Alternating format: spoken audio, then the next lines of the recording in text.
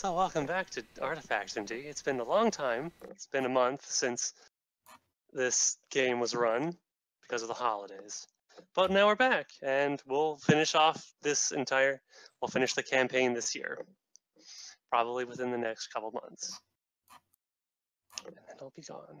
So sad. So, to start off, I'm going to do a recap of the events leading up to the break. Let's break. Sure. So let's see, where should we start? Oh my god. You know what? Let's just fucking go from the top. The party on their job on this mission was sent to Taz's homeworld and had to go back in time in order to acquire an artifact that had been long since lost.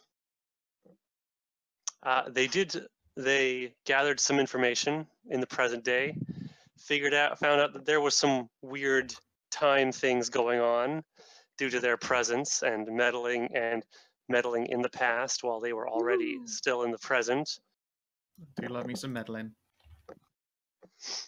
Some information was found, some information was not found, some information was not communicated to others in the party, which culminated in the party going back in time to not the right time, at which point there was some pseudo-betrayal in that Pseudo-betrayal? It was a betrayal. in that Taz went MIA. No, Taz went AWOL as soon as he went through the time gate. He went AWOL and committed a murder. And also committed a murder and altered the timeline in such that in that Lord Winter, the eponymous, is that the right word? Yeah. Okay, I thought so. Villain of history was killed before he became Lord Winter, but in exchange, the laws of time, which were laid out to the party before they started this whole adventure, interfered with that and dictated that Ereshka, Lord Winter's wife, would take his place as the terror of the setting. And she instead started a war of purification and subjugation across the planet, and succeeded. And instead of Lord Winter, running off to his own devices for a millennia, she decided to put her foot down and say, "No, I'm staying. You people, you all belong to me now." And the party went on numerous adventures, including finding Ereshka's daughter, Kalira, the demon, ripping her across time to learn valuable life lessons before shunting her back in time and allowing her to take her proper place in the universe. The party also hunted several very tremendous great beasts. Beasts of unusual size.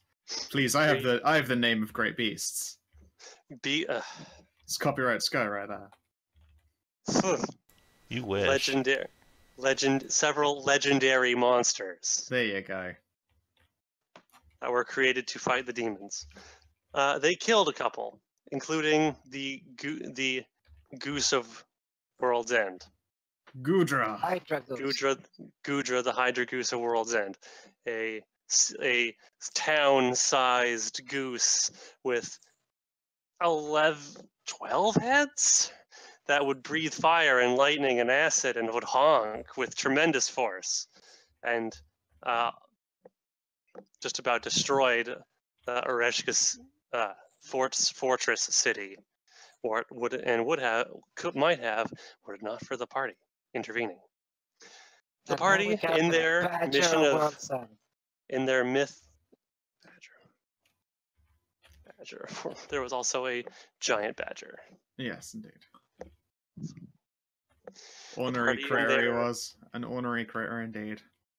In their mission of stealth and subterfuge, infiltrated Ereshka's good graces by bringing her daughter back to her, whom she hadn't seen because of the party, had not seen in a century. Then I infiltrate a fucking vagina.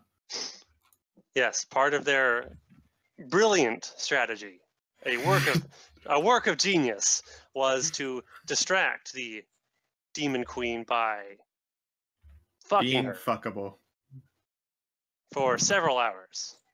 Yes. To which I did not do much during those sessions. I rolled a couple of saves and got really far ahead in Prison Architect, but it was fun regardless.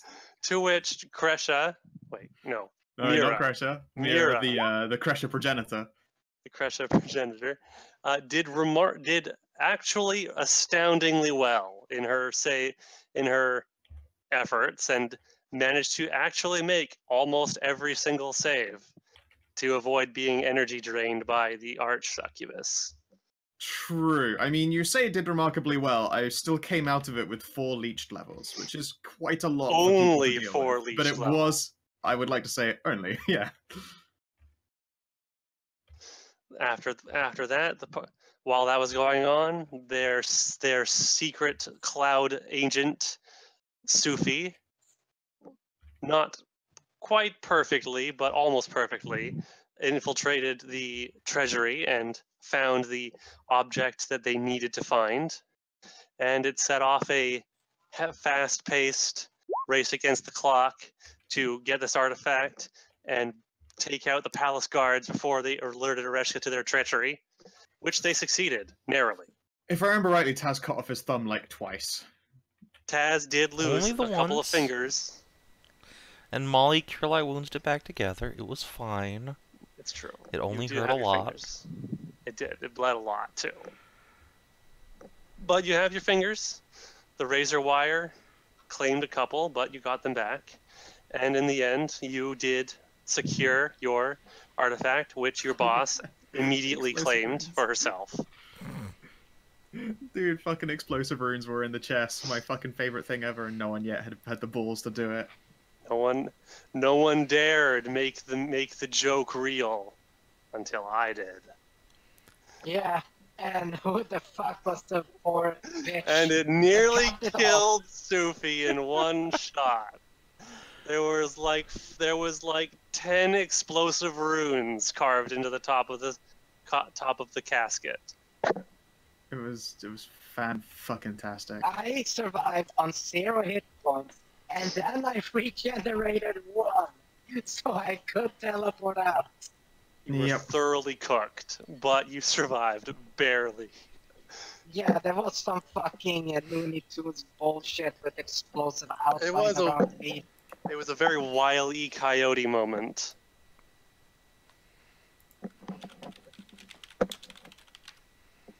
Man, oh man.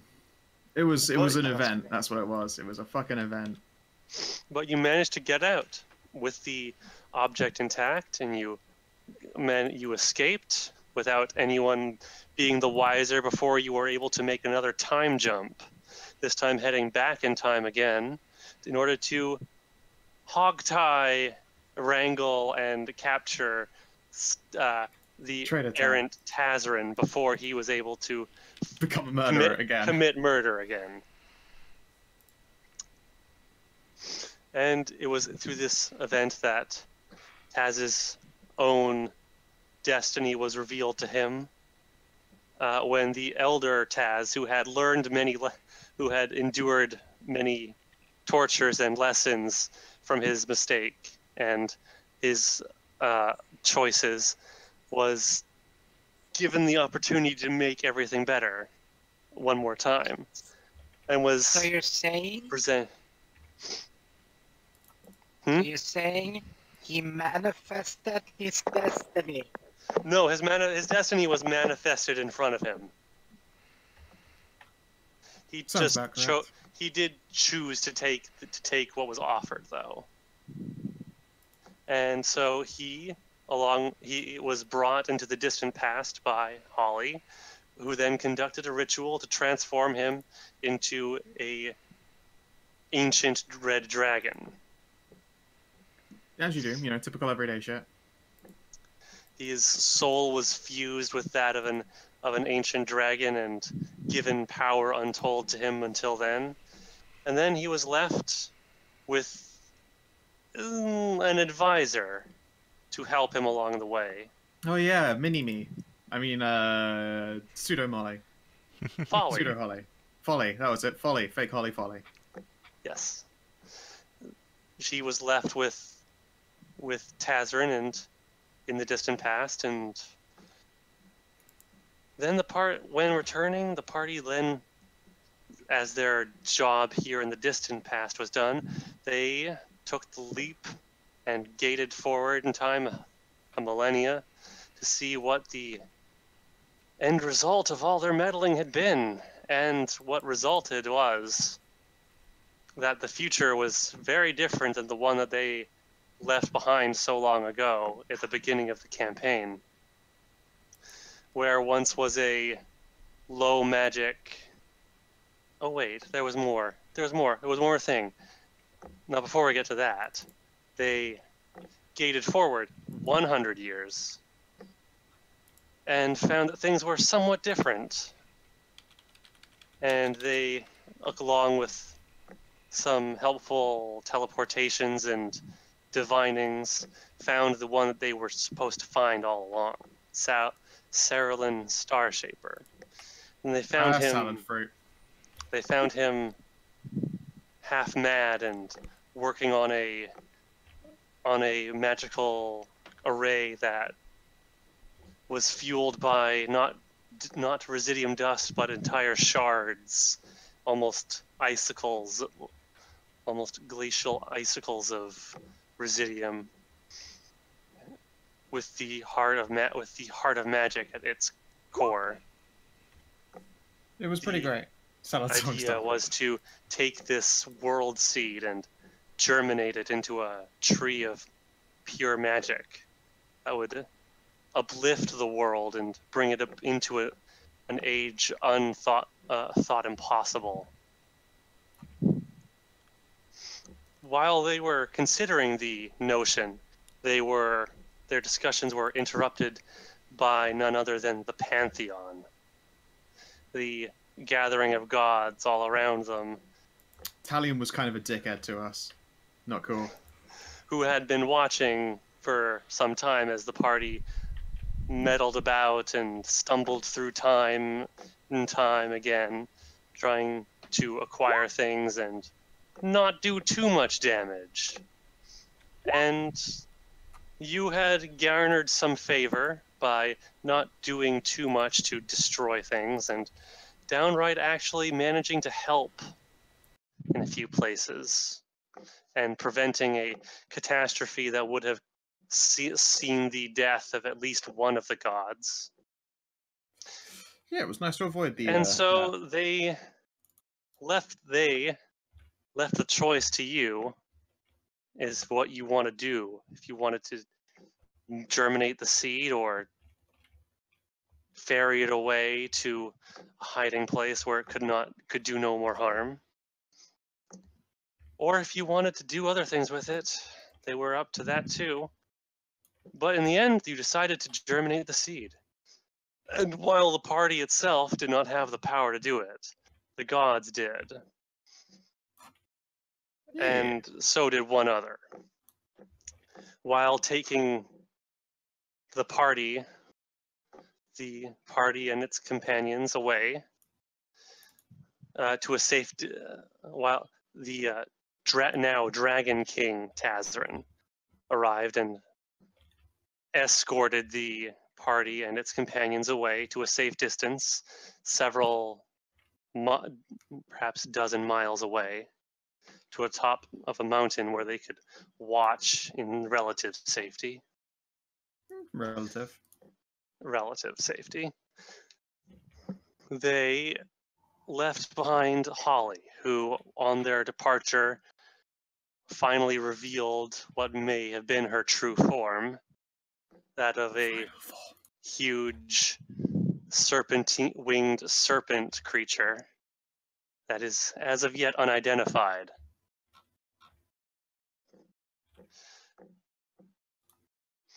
But In doing so, they have drastically changed the course of history in this world. Well, yeah, I suppose drastic is one way to describe the course of this fucking magic punk world that we have been faced with. Indeed. Upon jumping another 900 years in the future, they arrived to see that the world low on magic, low on technology, very pastoral world that they arrived in had been transformed. Now magic swells and fills the very air itself. It suffuses nearly everything, allowing for magical research to explode in potency to the point where technology has begun emerging, not powered by science, but powered by magic and enchantments. Airships fly through the sky. Magical enchantments convert magical raw energy into electricity in order to power all manner of objects and conveniences. Yeah, it's very cool. Although, you know, never wave a pitchfork around in the sky during a rainstorm, you will die of super electricity. The background of this page is not quite of this area. It's not exactly accurate, but it was a close approximation for what I wanted. Fair enough. And so the party found itself once again in the city of Pergolith, though is much different. Though thankfully it seems somehow the demi-human races have once again endured the timeline shift, and they still exist in this era. Well, duh, because they're fucking adorable. Now the reason that they exist is because the crazy dwarf was like, do you know what I fucking love? Cute-ass cat girls. Oh my god. Indeed, there are the sphinxes. There are more salamanders in this era. They were not precisely wiped out by the hobgoblins. Fae and even elves are still existing in this time, and as the party has found out, there are even demon-blooded individuals that are wandering around this world. Yeah, in the open even. Though they haven't exactly gotten the most accurate telling of history as it has happened. This is the world that they are now faced with, and overall, it perhaps is a great improvement. Until we find out that it's like the New Vegas mask people, and the reason it's turning into a perfect society is because everyone's a cannibal now.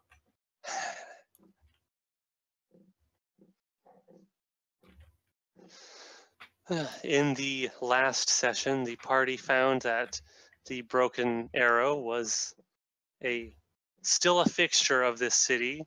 That Pergolith was built on top of Nithrandel, a old elven town, though now it's changed hands.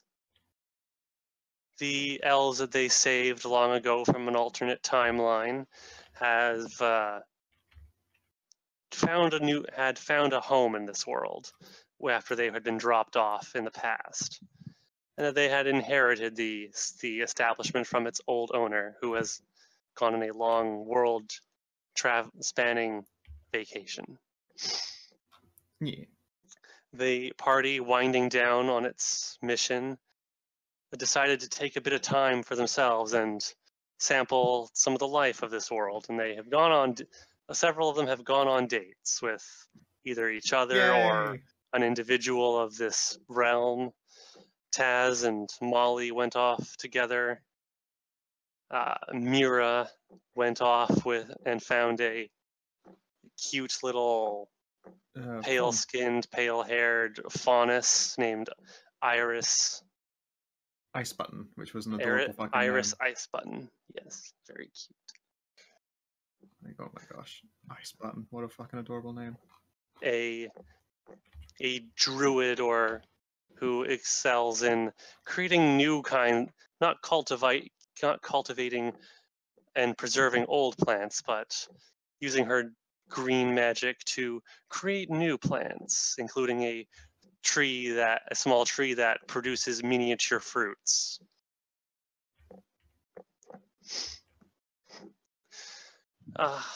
And there was some unfinished business last session, as we didn't get to the last date. A little peculiar, the quiet and reserved Sophie found that some of the new denizens of this world, the guardian automatons powered by magic and lightning, of this city, suited her fancy, and greeted one, and perhaps, yes, flirted even with who came to be known as Jeremy, the city guard robot, and asked him out on a date. An That's act right. that Sophie asked Jeremy out on a date. That both delighted and baffled the guards who were in the group with Jeremy. They're surprised he got such mad game out of goddamn nowhere. Yes. And so that is where we will pick up. Yay. I think that was a decent recap of everything. Yeah, I think so. I can't think of anything missed. And so that is where we will start off. Sophie, how would you like to prepare for your date with Jeremy? Well, Sophie is first. She has a few nice dresses of old styles. What's it called? Old high elven fashion. Mm-hmm. So I may look through my inventory here of.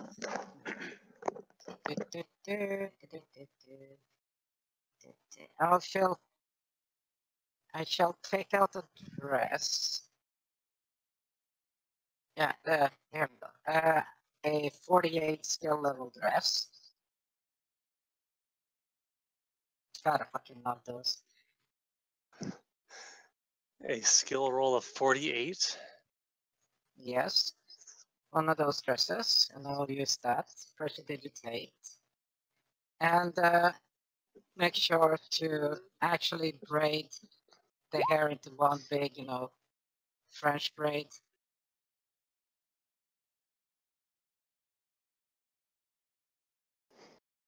All right. Mm-hmm.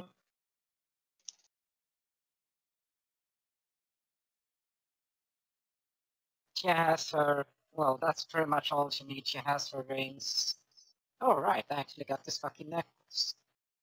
I've been holding this one since the fucking dragon campaign there.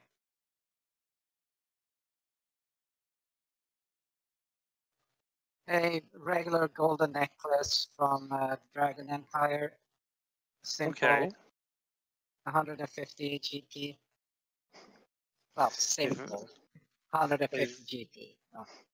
A very nice golden necklace. Yeah. So yeah.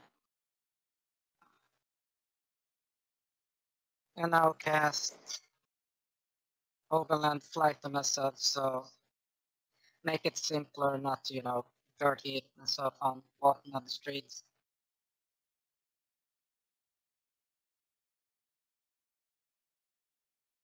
Plus it lasts the entire date as well, so that works too.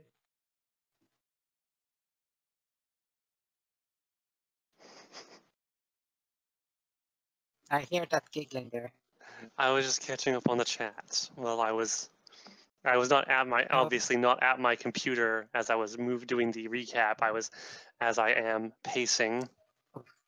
Yeah, walking around, up on the roof, down the stairs, etc. Yep. Yep.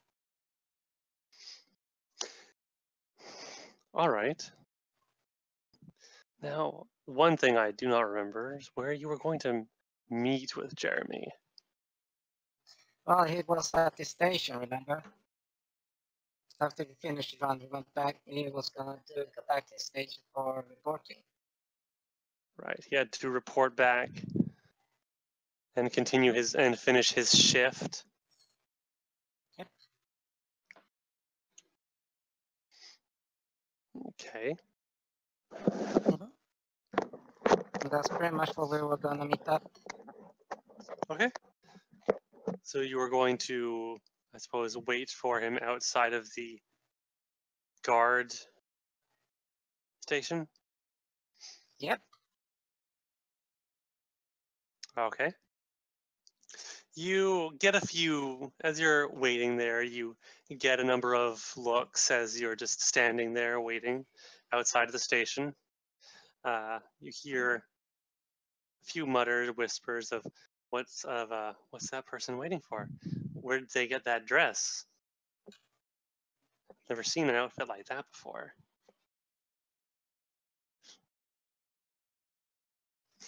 They can whisper. I hear them. I see them. I hear them. I have perception out of wazoo. Yes, yes, you do. You have a tremendous, almost godlike perception. Nearly nothing, almost nothing gets past your ears or eyes.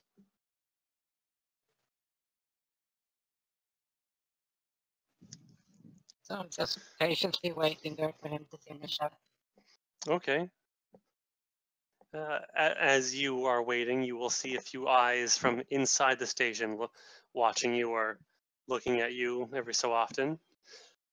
But as time rolls around and day turns into late afternoon, you will see a familiar sight come out. One of the robotic guards will come out, and you, from the sight of it, you are certain that it is Jeremy, though he looks different than the last time you saw him when you were speaking to him on the street. Polished up. Ornated. Quite so. It seems as though he has, in fact, prepared himself for such an event of going out with someone like you.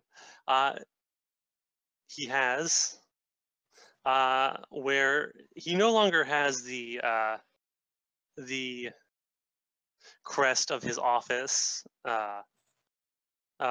bolted to his pauldron. He has that has been disappeared, and his chassis has been painted. In fact, in a color in black and white, and you swear it's patterning from your knowledge as a tailor, as someone has painted this machine to almost appear that he has a tuxedo on, and you note that he in fact has a bow tie that has been magnetically attached to his collar. And he has been polished and is quite shiny. He has gotten all kinds of dolled up for this.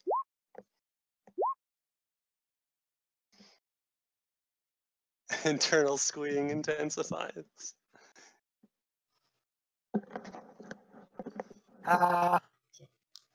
This is good. There are some stares from the inside of the station and from a few passersby. They've never seen one of the guards look like this before. But he steps down the stairs and approaches you.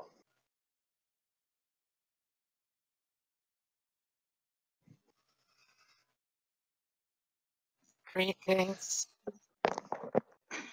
I'm sorry, let me prepare my voice myself for this role. Hope you got a glass of water nearby. I have a cup of tea here.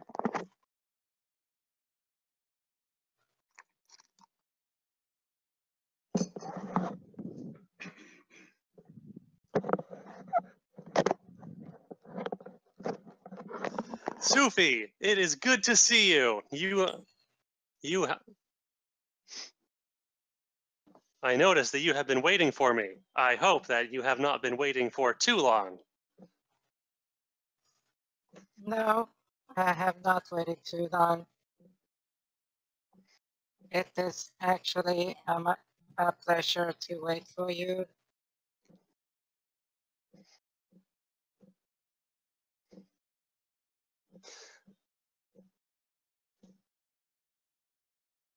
I am happy to hear. It created a form of excitement. I am glad to hear that. I hope you are excited for our date. I have been thinking about it all day and have been considering what we shall be doing. That is good. Hopefully you have come to some entertaining solutions then.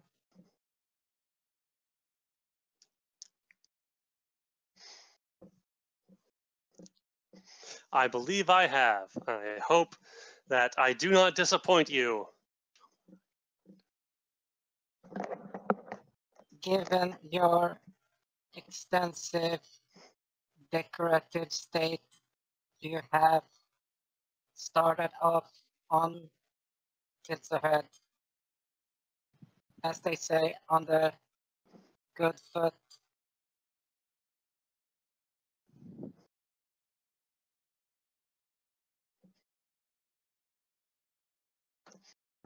I was very surprised when you approached me earlier, but I am delighted that you have shown such interest in me.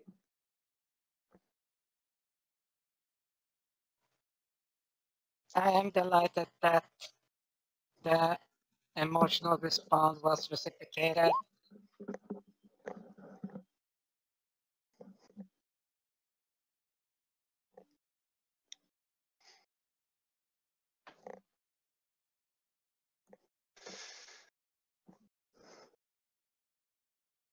Let me see. I have to think very carefully about what I have to say with this character.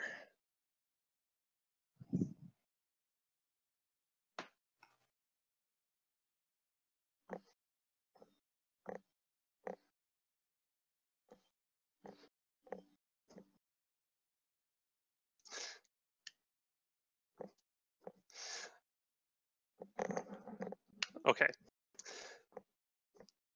Indeed it was. And then he will approach for closer and will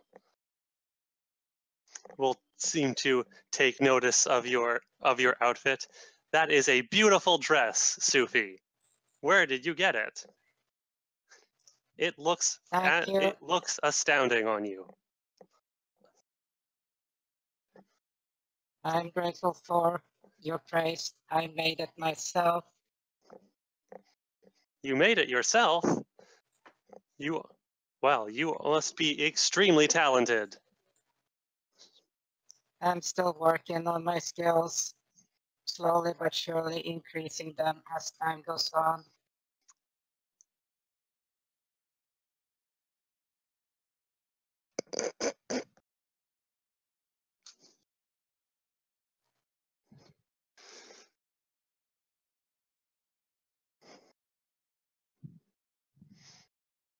What you thinking about there, Kina? Just looking at the chat every so often and seeing new messages. Let's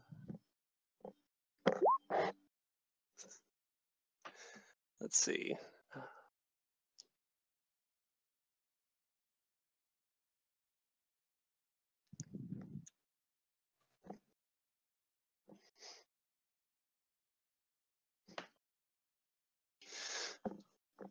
Well, if this is an example of your skill, and while you are still learning, I am certain that you will be one. You will be.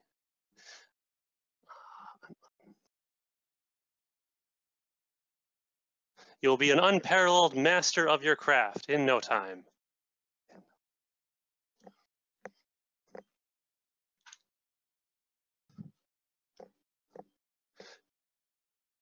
Hopefully time will allow that to happen.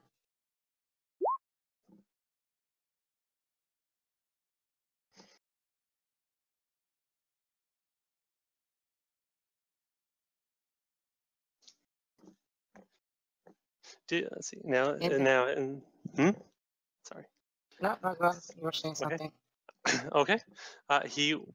Jeremy will step forward and will reach out a large metal hand and will hold it out for yours.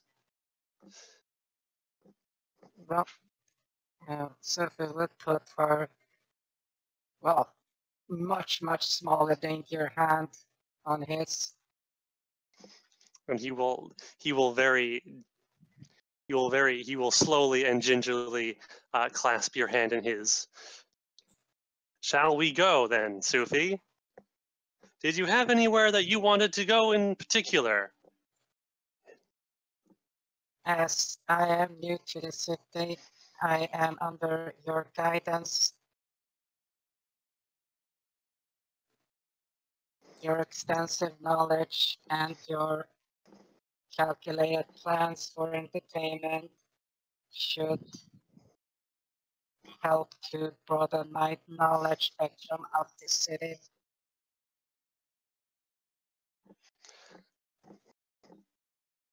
And I will do my best to show you several of the best sites in the city. I was thinking we could go and visit the gardens. There is an extensive botanical garden in the city maintained by several very skilled druids. Then lead on.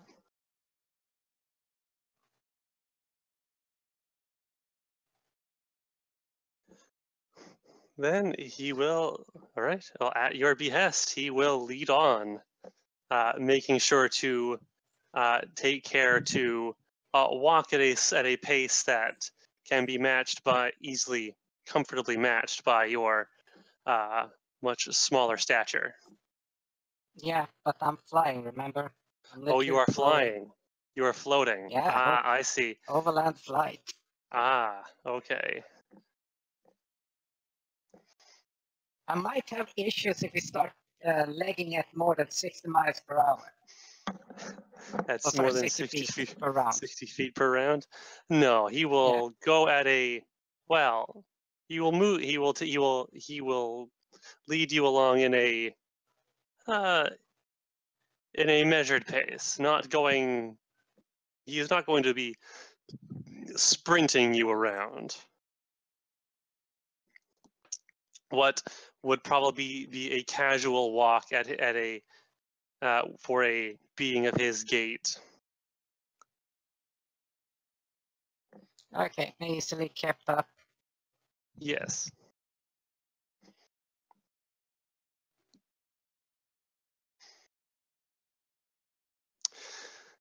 Cool. And all right, and you will enter the he will enter the botanical gardens, a large, well-kept park or small little nature preserve in the city that is in stark contrast to the technological development that the city is experiencing. Here you can hear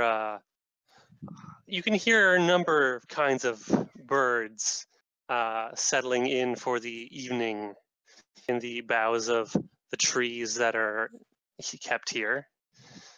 And as you are going through, you note that there are, Jeremy will happily point out numerous kinds of plants, including several very clearly magical plants, including flowers who seem to collect light in the center of their budded flowers. Some of the trees glow Fucking with Bulbasaur's using Hyper Beam.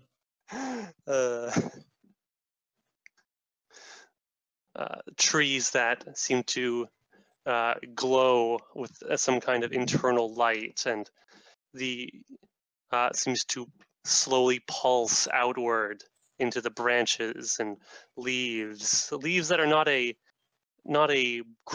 crisp foresty green, but are more of a magical like blue or purple. And you can see several examples of not just magical flora, but fauna as well. Birds that seem to that dart around the trees, but sometimes, occasionally, they will not fly, but seem to just blink out of existence, and then will, with a pop, reappear several dozen feet away in another direction.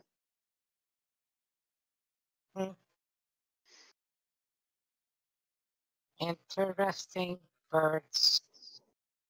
And yet others that seem to just pass right through the trunks of trees or into bushes, as if they never even touched the plants themselves.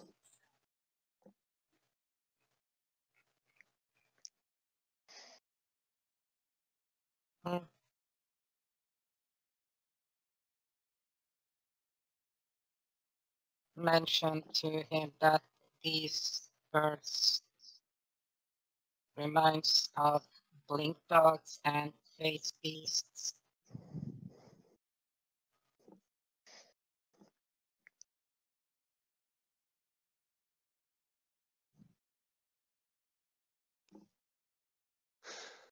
Phase beasts. Let's see.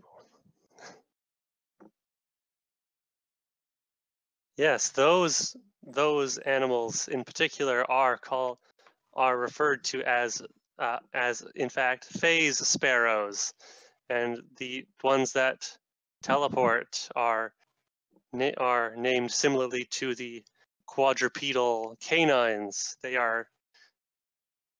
Let's see what would be a good.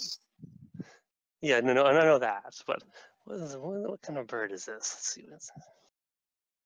God, how horrifying would that be? They are, oh God, they are blink owls. You thought owls were dangerous. Oh God, a blink owl. They'll eat the teeth right out of your fucking head. You think they were dangerous before, but now they can teleport. Silent death. Now they can just be anywhere.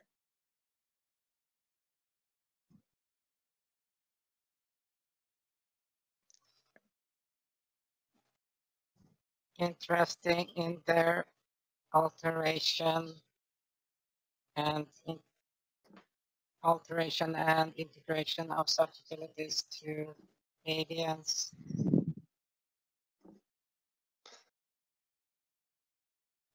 As I understand it, over many years, the saturation of magic has drastically altered a great many once mundane species of both plants and animals. These are not as dangerous as monsters, but they share many of these same traits that their more dangerous cousins have.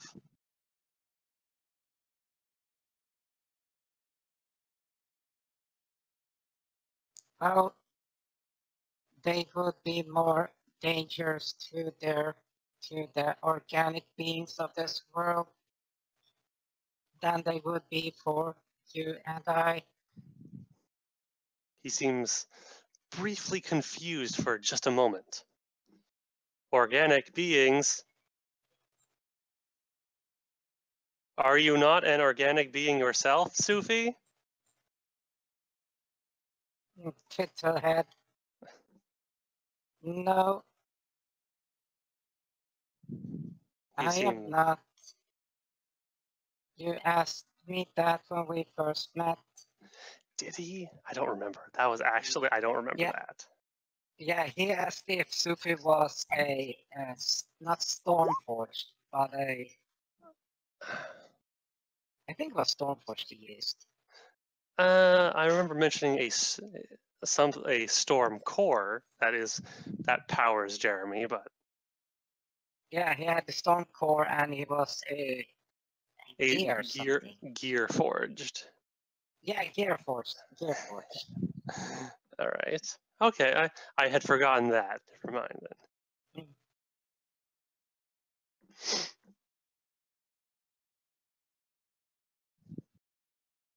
Okay, so it's redacted then.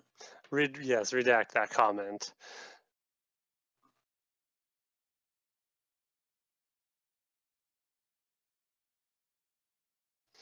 Yeah. Let's see. Constructs like myself are well equipped to deal with many threats posed to ordinary citizens, including that of monsters. And I am sure that most monsters would be of no match for someone of such sophisticated design as yourself. There has been quite a few, but self-repairing protocols are indeed quite useful during attrition combat. A self-repair function? Incredible. I require the assistance of mechanics in order to maintain several of my systems.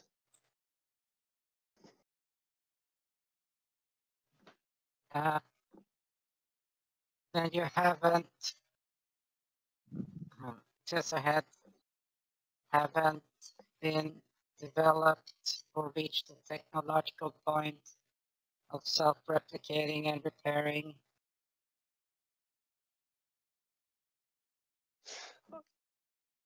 I do not believe so, no. You are the first I have ever seen to display such advanced abilities. I have more advanced abilities than just self-repair. I am intrigued. I would love to know more about you, Sophie.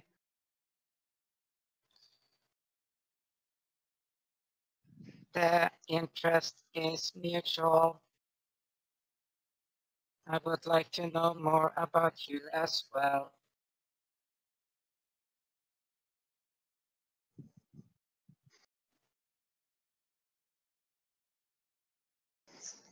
Let's see.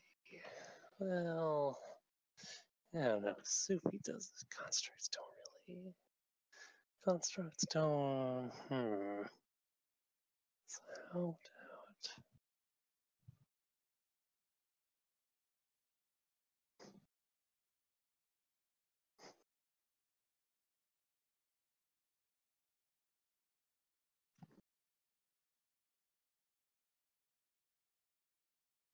No, that wouldn't work at all.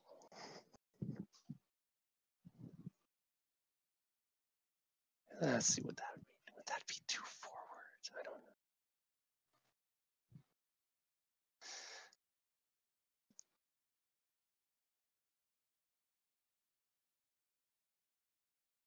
I apologize. Programming is going through. I apologize for the delay. I am considering Jeremy's options.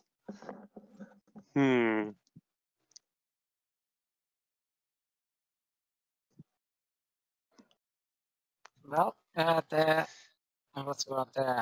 Gardens was one of the stops on his entertainment plan, so yes.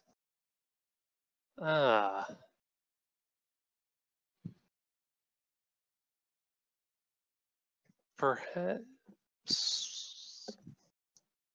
Maybe that might be interesting. Okay.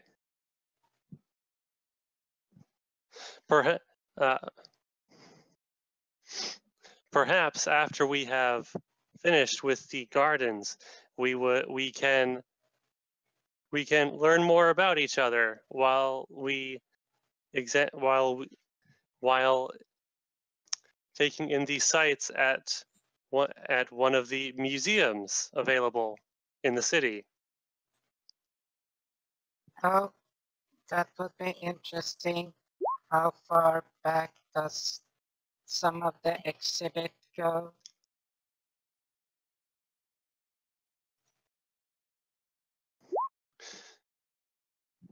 I believe there are some that date back centuries, perhaps even before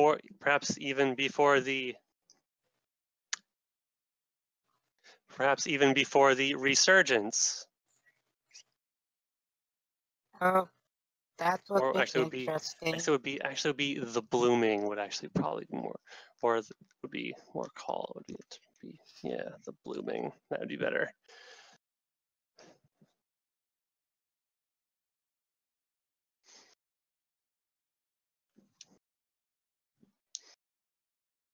All right. And then I suppose after the gardens, he will lead you down the streets and will take you up to a large building made of stone and marble and well tended to, and with a lot of glass works on the outside. There's a few statues outside the main doors, but he leads you up the steps and into the building itself.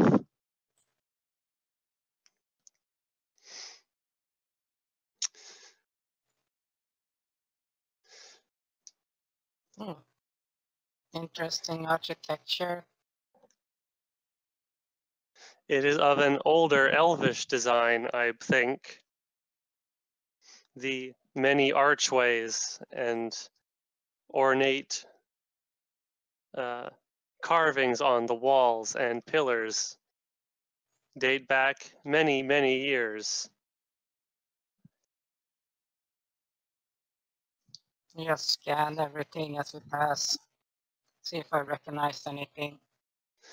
More likely, if it's like a millennium old, I would probably recognize quite a bit. You might. Let's see. What might you recognize in this place?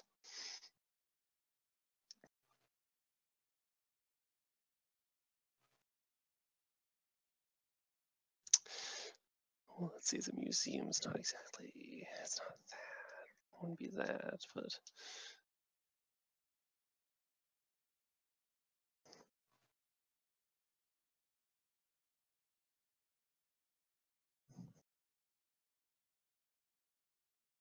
Okay.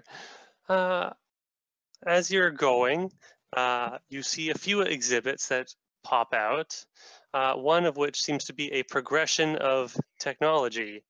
There are many examples of old, perhaps even ancient prototype examples of magical technology that have been developed over the many centuries, including a rudimentary version of an array that Jeremy describes as the foundation of the very system that powers himself, a continuous circuit that transforms raw magical potential into electricity. And even you see a few encased in a locked glass or crystalline case is a very old construct that you recognize from your journey into Saralin's lab. It is a very large and bulky creature, which is made of stone that has been plated in metal. And though it looks like it has been somewhat damaged by time. You see a number of what were once magical runes on its body, enchanting the creature with a rudimentary semblance of life. Have no longer maintained their charge, and many of them are worn away.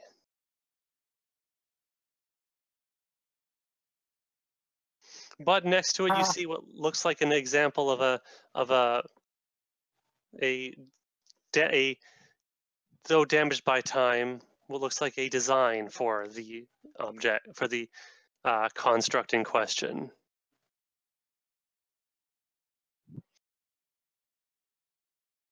Does it happen to have, if we can see on its back, does it happen to have a set of holes, or sorry, perforations in the back?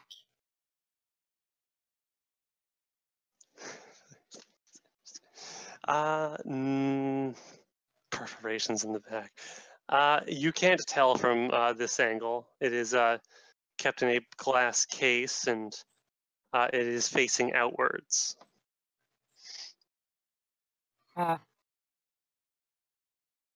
It is sad to see them like this.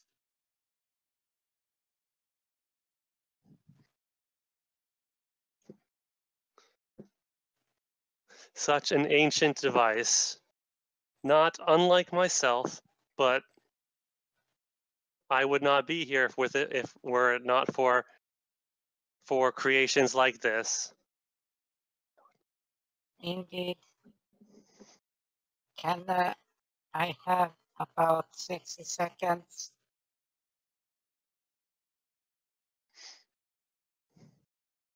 Of course you may. And Sophie will float up and see if she can see on the back, because I take it it's not leaning against the wall, it's just standing in the glass case.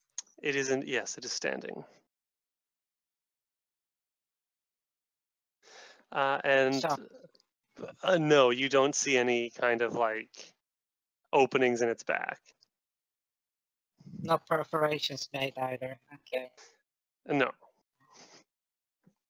It is not big suit. No, it is not the very same golem that you piloted around.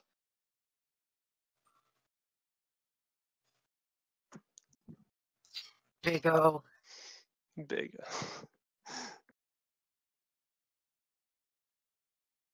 Yeah. Just floats back a pity. That's the same. Not the same? Yes. I remember one of these in a more functional state or less deteriorated state. Holds up her hand and just wiggle the fingers. And it worked in a more integrating way.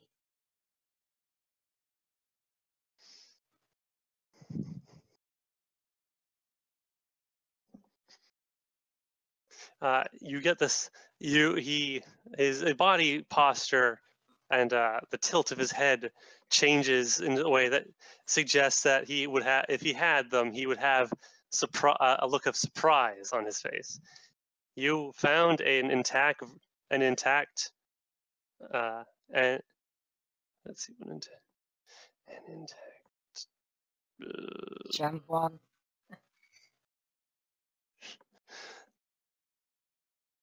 Or proto suit. I'm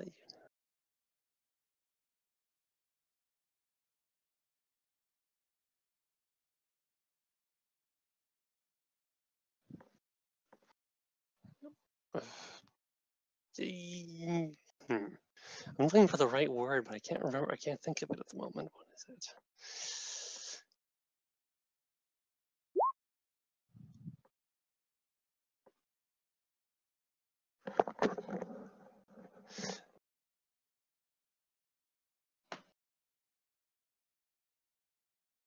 this construct is nearly 1,000 years old. You found you found one that was intact and functional still?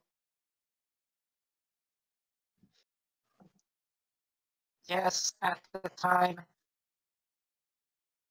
they were, since I had, they were equivalent of sentries operated by a complex array of magical energies. They were separate parts, as in this was a non-operational automaton until the spell that triggered as it was an alarm activated its routines.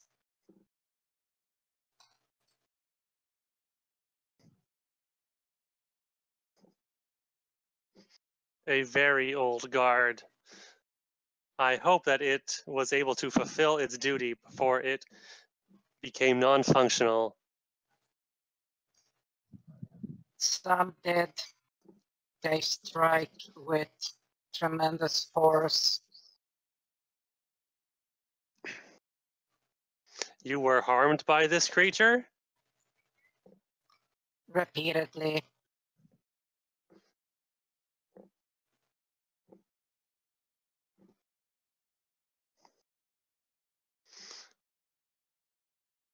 Well, you do not look any worse for wear. Your self-repair must be very thorough. Oh, yes, I can repair from a near complete non-functional state.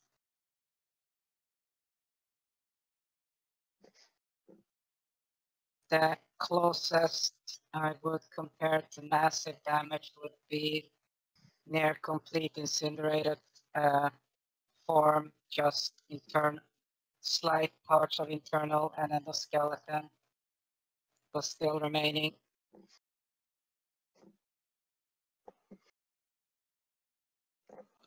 As people will call it, from being burned to a crisp. I certainly hope that you do not befall such a fate. It would be quite a shame for someone so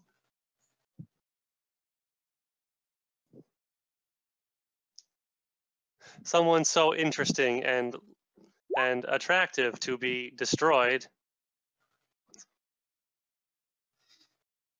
Oh, do not worry. I'll make sure you're not destroyed.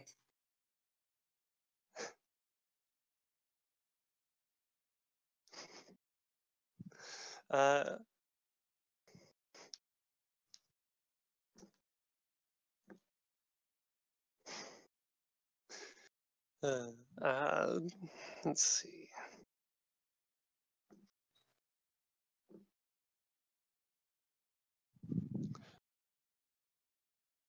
He seems a bit surprised. He seems surprised by the compliment you direct back at him, but he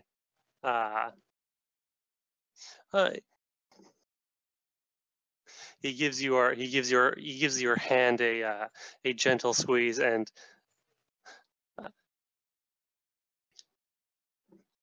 no one has ever said such things to me. Thank you. That is very kind of you. It is not as much kind as it is a fact.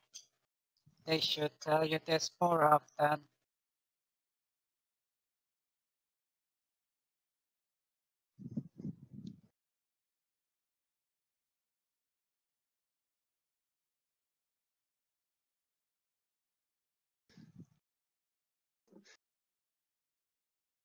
It would be nice. I hope that perhaps I can hear it more from you. Yes.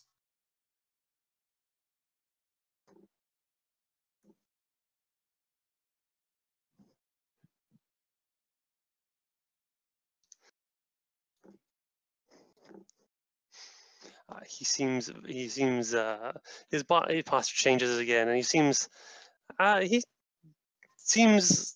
though he has no expression, he seems to be quite elated by your words. I am very pleased to hear this.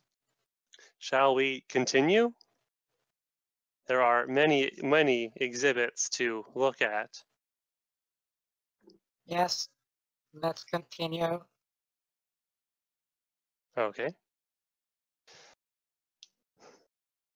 What other wondrous historical artifacts and exhibits are we going to see today? Well, let's see. Let me think. What else would be stored in this place?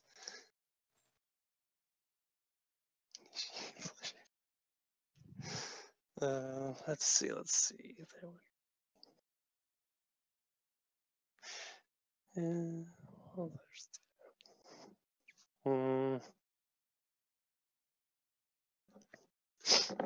Oh, okay.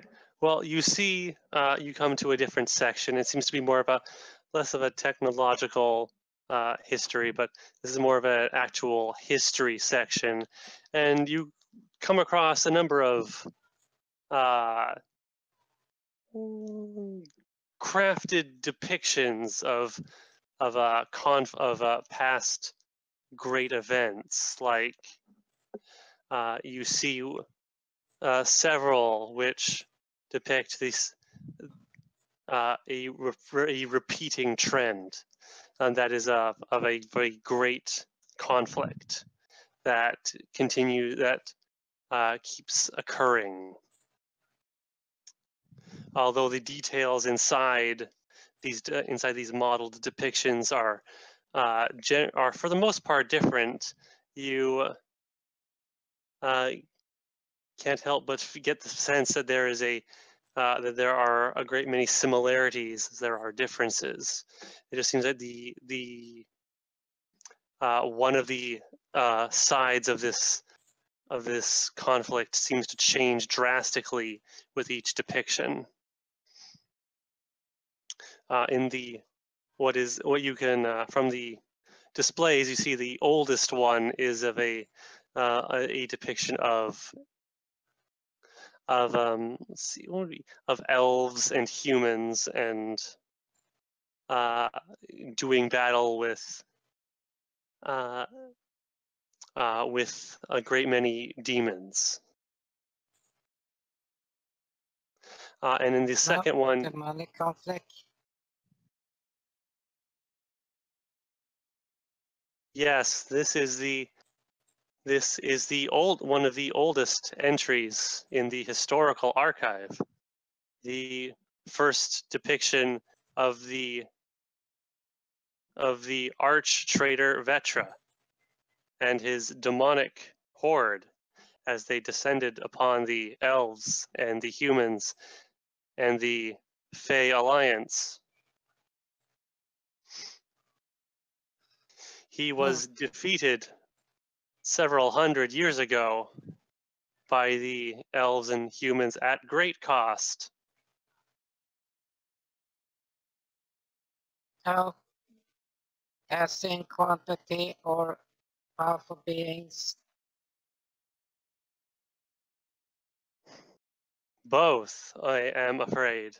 Many records state that many people were killed in the conflict, and that one of the eldest gods was in fact slain by Hedrah himself in the Great Dream.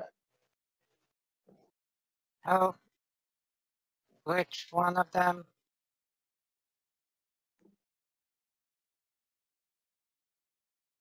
The one most sacred to the elves. Talion, the god of magic, was killed. The Just visible expression change on Sophie, like, oh, that guy. the event deeply ingrained a sense of vengeance in the elves at the death of their at the death of their creator and most beloved of deities.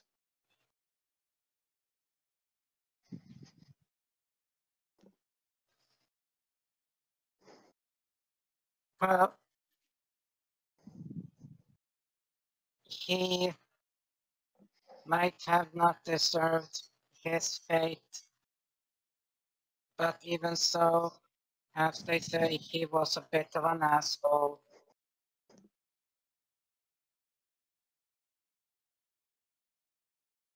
Personal opinion only, though.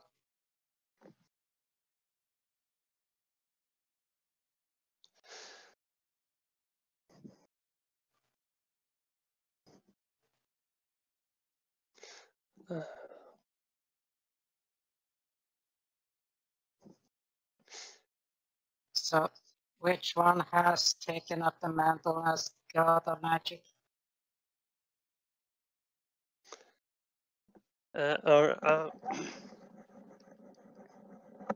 He will walk you through a few other display entries and displays in the historical section of the museum. It was, from what I have read and researched, it was not until the position was not filled for many, many years. In fact, it was only within the last decade that the position of the god of magic was once again filled by a deity. Oh, which one?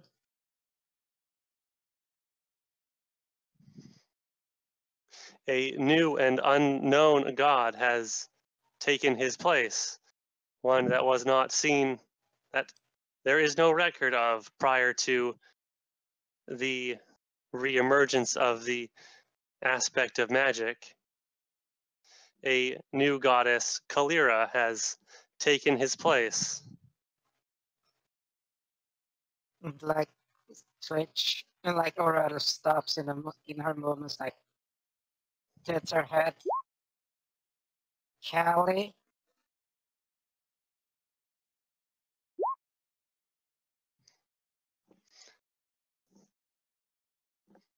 He cocks his head. Callie would be a appropriate shortening of her name, yes?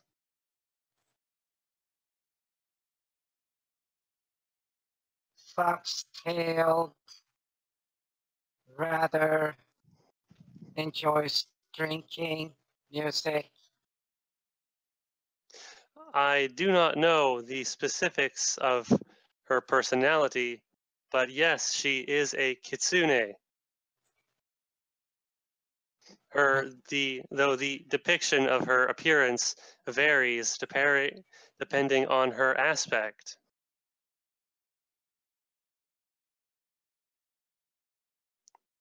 Do like floats together, floats up and sits in a like cross-legged position and puts a thumb under her chin.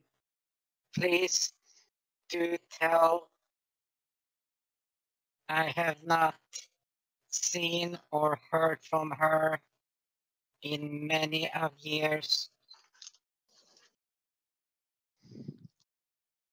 You know of this goddess before she emerged? Yes, I have very old tales I could tell you about her. Some that I do not think that she would prefer to have painted up of her now divine aspect form.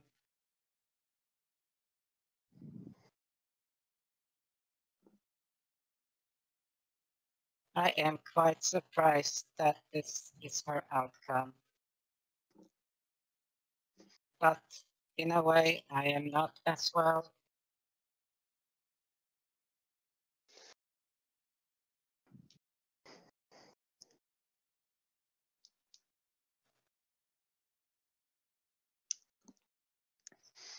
This is incredible. I'm sure that there are many who would very much enjoy speaking to you and learning about aspects of history that have gone unrecorded.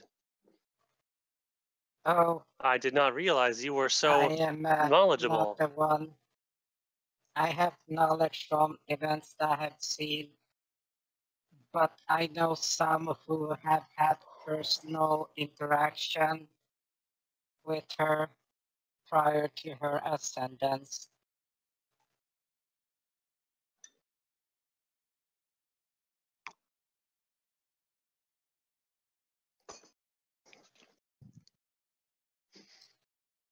And are these individuals still alive? Yes. Most living organisms do not last that long unless they are fae or elves.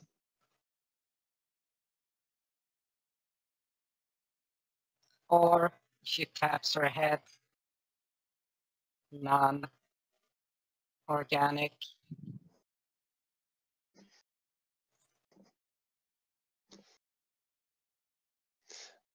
With proper maintenance, constructs can live hundreds or potentially thousands of years, but there are no known examples unless, say, for yourself. My age exceeds that of most regular beings, but it does not exceed that much. How is this world's understanding about temporal equations?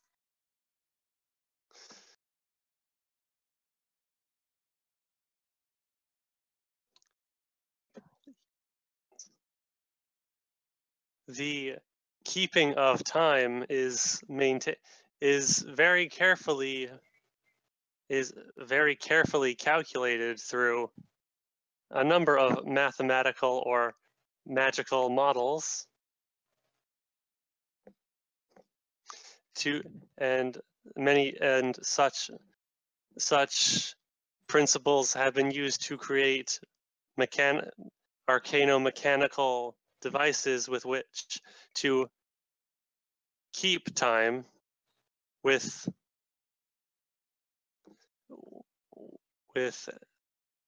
tremendous accuracy.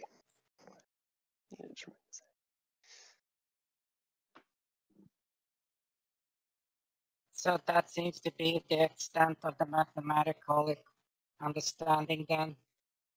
Huh. Surprising.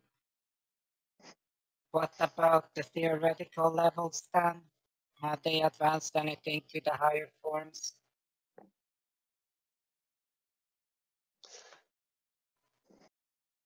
I am afraid I do not know about any things like that.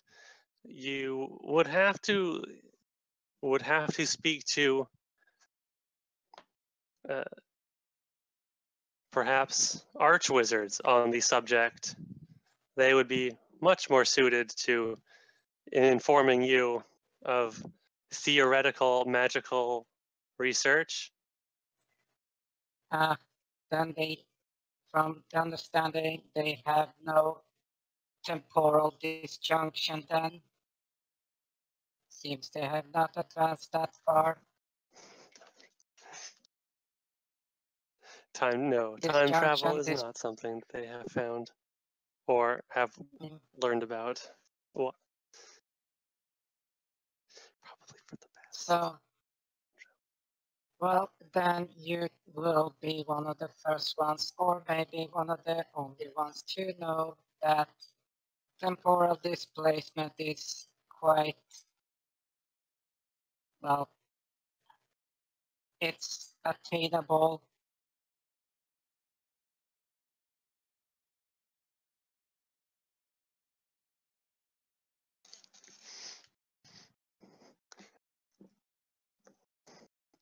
I have heard that there are numerous fictional texts, fictional stories about people who travel through time, but that always seemed as a fantastical improbability.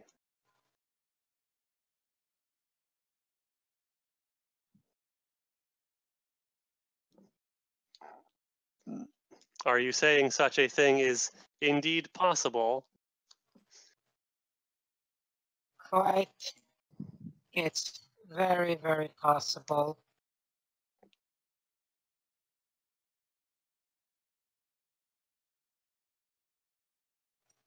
How else would I personally had met Talian?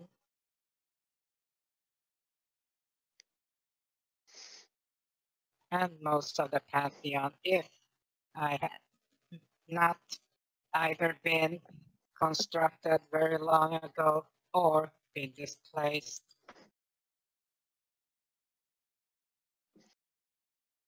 He seems to think about it. You can almost, he seems to be thinking hard about this. You can hear a hum coming from him and a ramping up of energy inside of him for a moment. While it is possible that the knowledge to create an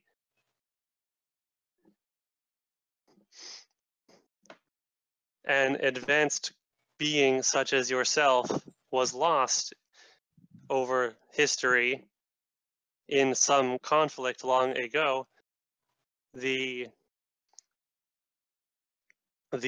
possibility of such a advanced society leaving no trace would be improbable. The more believable answer is that you have indeed experienced temporal displacement. Precisely.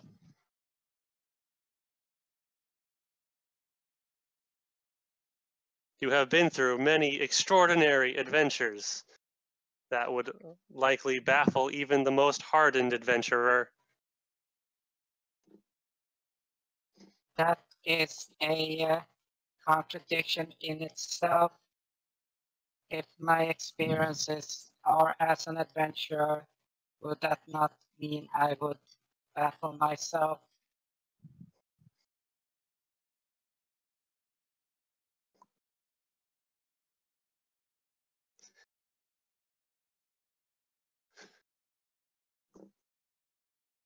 Yet you have experienced such things. Perhaps there are still yet even greater adventures that would surprise even someone as experienced as yourself. Indeed. But in the meantime, we're having a pleasant time together, and we Yes. got more exhibits to experience. Yes, I am enjoying myself quite thoroughly. Your company is most exquisite.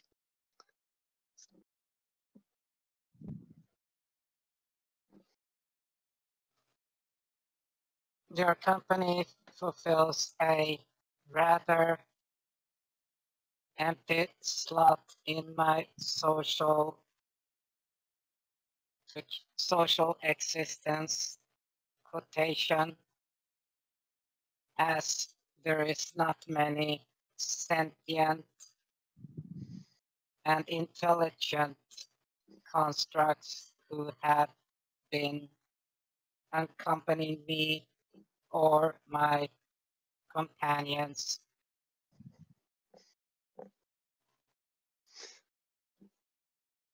There was one for a while, but she disappeared, or rather she left, to be precise. Another like you? Yes.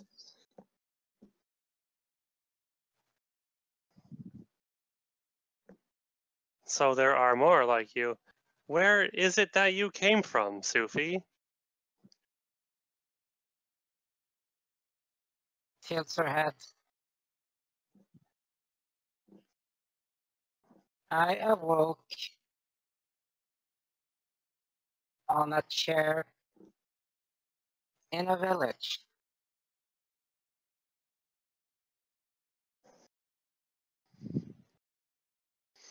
You do not That's- remember anything beyond that? No, apparently I had been created long before that, but had ceased to function before being reactivated.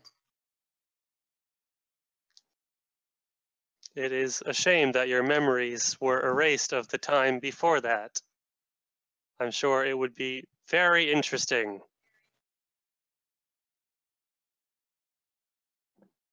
Well, if the memories weren't erased, I could not have made new ones and become me.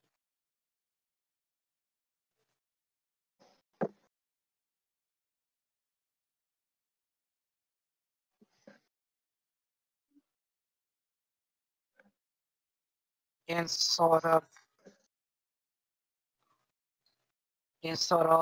parallel to as you could not have been if there were not these.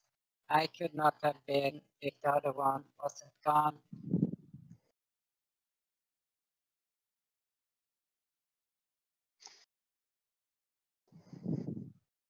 The lack of extra memories makes you who you are now. And you would be different if you had remembered all that time before. Yes,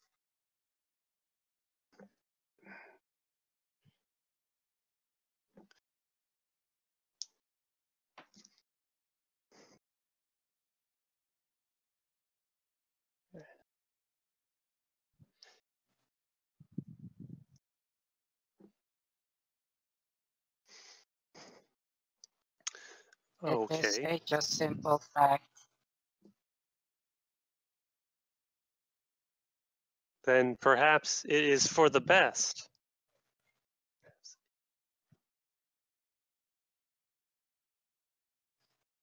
Yes, I would not have gone on all these adventures without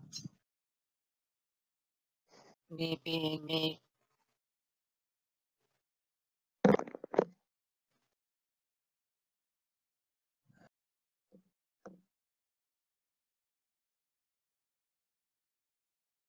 Is there any other points of interest for you?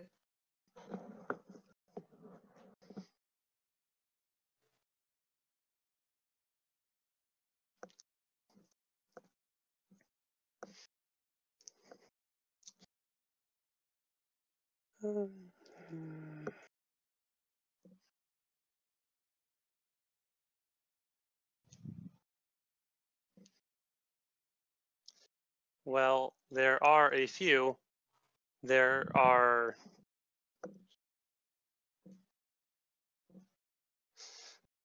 places where I hone my skills with others like myself to protect and serve. And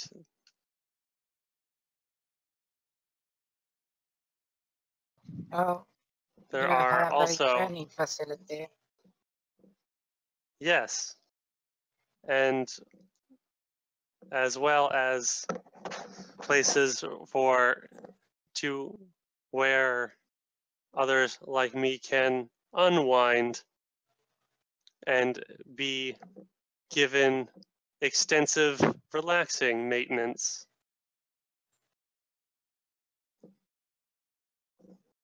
I went there Interesting. not long before this, not before meeting you, to have my external plating polished.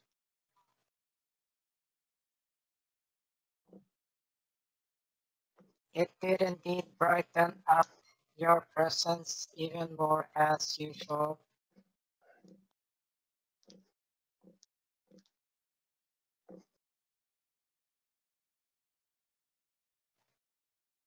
He straightens up and looks somewhat proud. I am very pleased that you think so.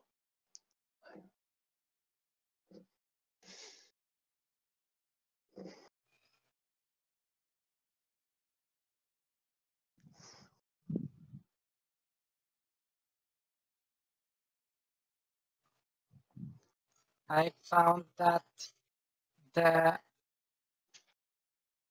ornamentation of a tuxedo on your plating was very tits ahead.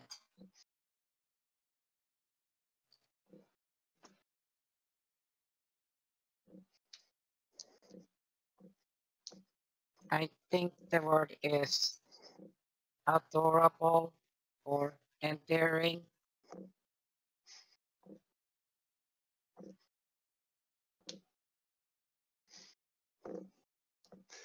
He seems to become more bashful when you say that, and you hear the sound of one of his very large feet scraping circles in the floor behind him.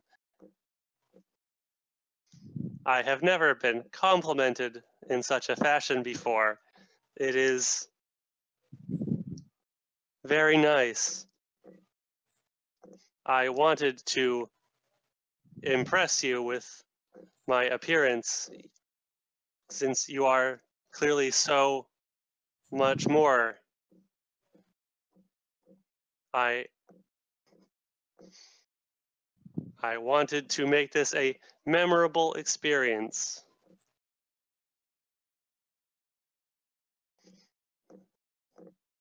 That goes for both of us then.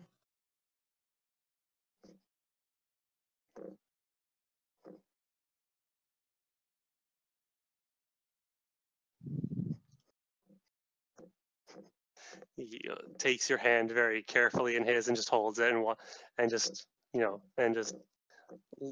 looks at you and into your eyes with his own.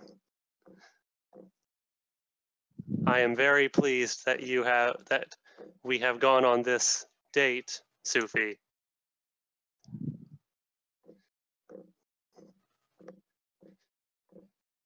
Indeed, it has been incredibly enjoyable so far.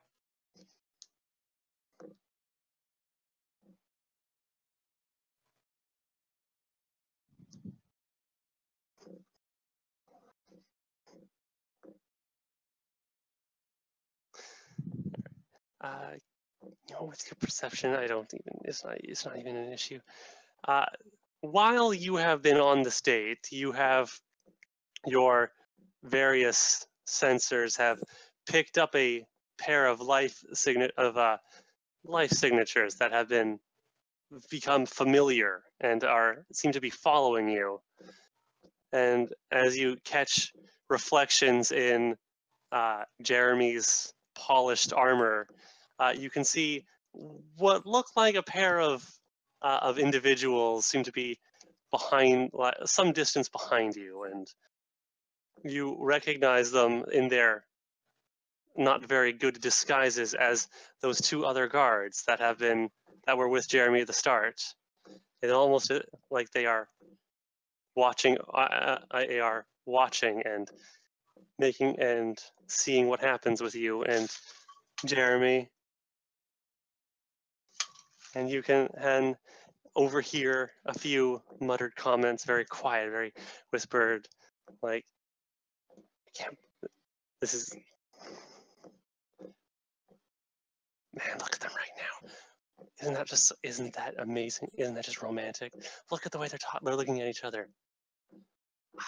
Look at Jeremy. Jeremy's doing so good. I can't believe you're actually following them. Isn't that a little rude? No, we gotta watch. We gotta make sure Jeremy does a good job. This is his first time out.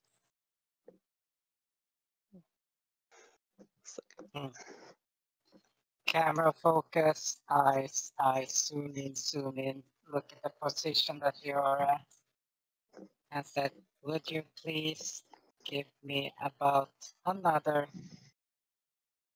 60 seconds. Of course, Sophie.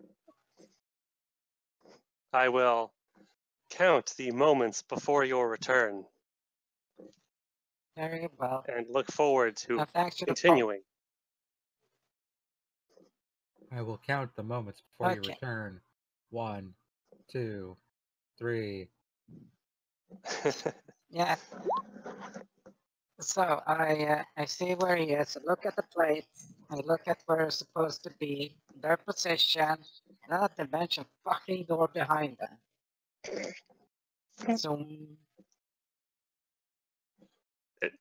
They seem to they are watching the reflections on some of the displays.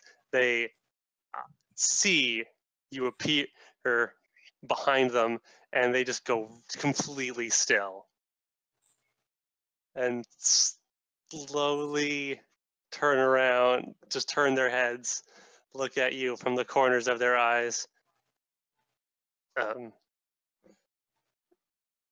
Hello, miss? hello there. If I remember correctly, the exit to this building points behind her is that away. I would suggest that you use it.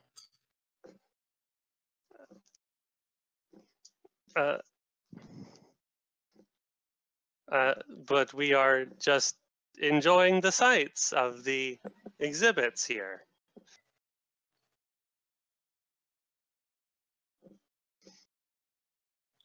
If you count my personal date with Jeremy as an exhibit, that would even dig the hole that you're already digging be much deeper.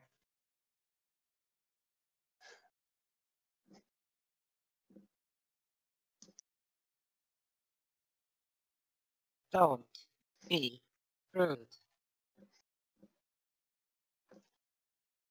Maybe. He is doing very well for himself. And then at the timer, just boom back 59 seconds.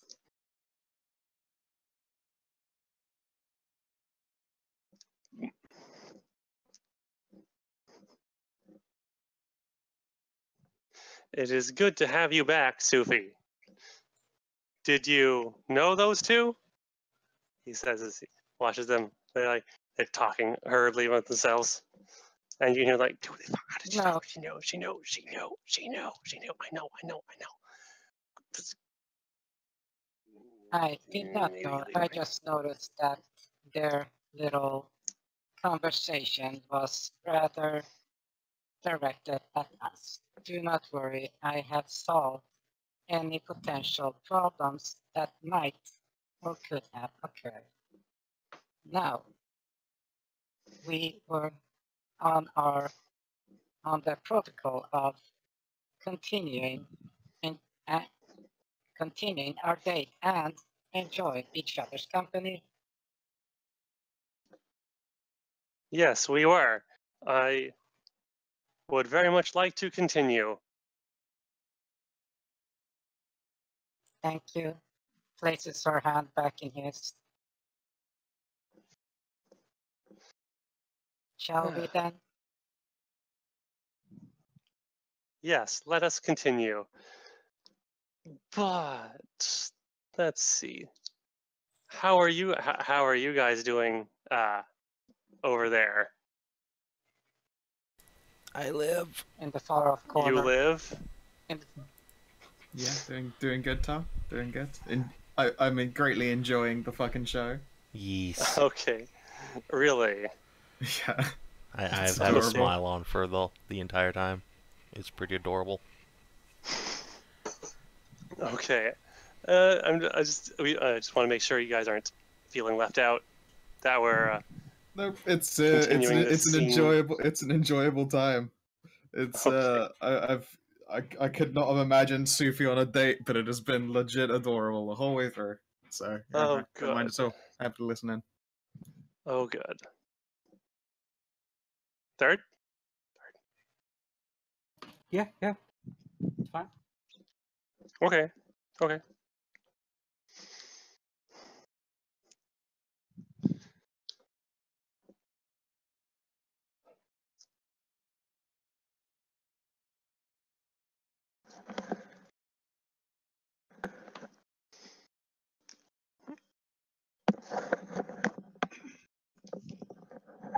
Okay, well, would you like to, is there like to continue there, Hedrah, or would you like to, Yeah. Like, I can see how other people do something for other people right now. But as we're going on, going through there, she will be, Sophie will look up if there are any, like glass windows at the top of the building, ceiling. Just Mhm. look up at the sky and squint a bit there. yeah? On occasion.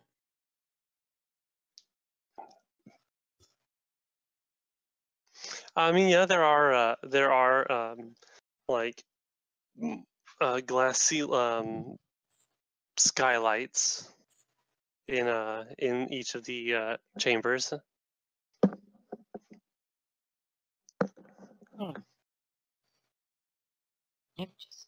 Okay, so once we go through the exhibit, do we get anything to what's like historical, what's it called? Like, like the texture, fashion. That was the fucking word I was looking for. Fashion Fashion. and development. Fashion.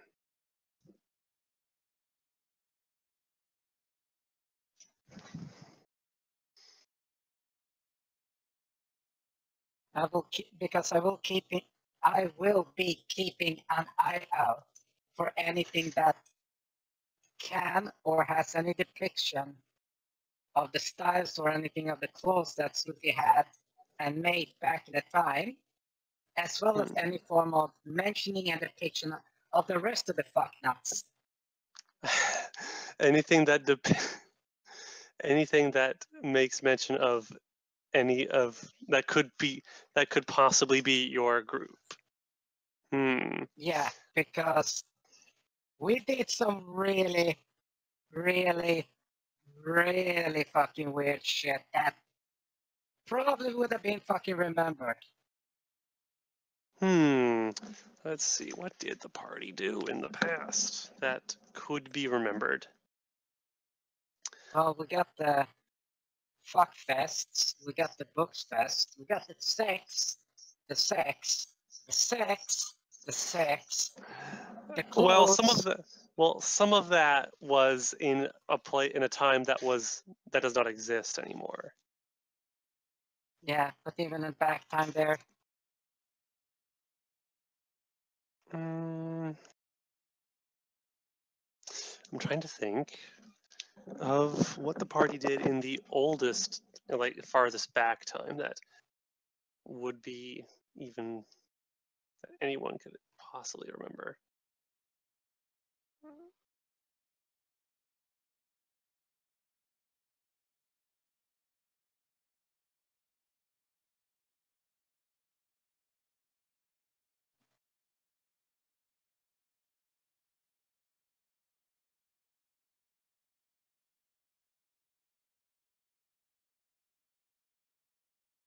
No, there actually the party actually did not leave much of any footprint in the time that led up to this point. Coolio. Yeah, there really wasn't. Sure. You guys really didn't do much of anything. Like all you really did in the past of this time was lose Tazran, get Tazran back, meet Callie, and break her, get out of jail, and Oh, the Yeah. tavern fucking. The tavern partying. Yeah, but that was just a party in a tavern. That's not like Yeah, that's just that I that know. happens literally every day, all the time, everywhere. Well, we threw around more money than I have fucking seen in decades. I mean, you threw around some money, yeah, but like nothing to be mentioned about. I know. Just making sure if we find any form of depiction or anything, just to see No, if not that you can there see. was anything. Mhm.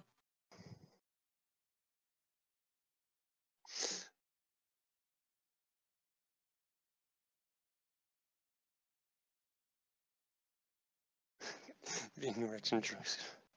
No. Oh, actually. Actually, dude, Dionysus. No, that wouldn't be What there. about that? Dionysus parties. Don't fucking forget those. We're not that hardcore. God, who's the guy who had his Okay. own nose lopped off in a duel and then replaced it with a solid metal one and died during a drinking contest because his bladder exploded because he wouldn't get up in the middle of the drinking contest? Isn't He that was the so guy who determined to funded win. Galileo?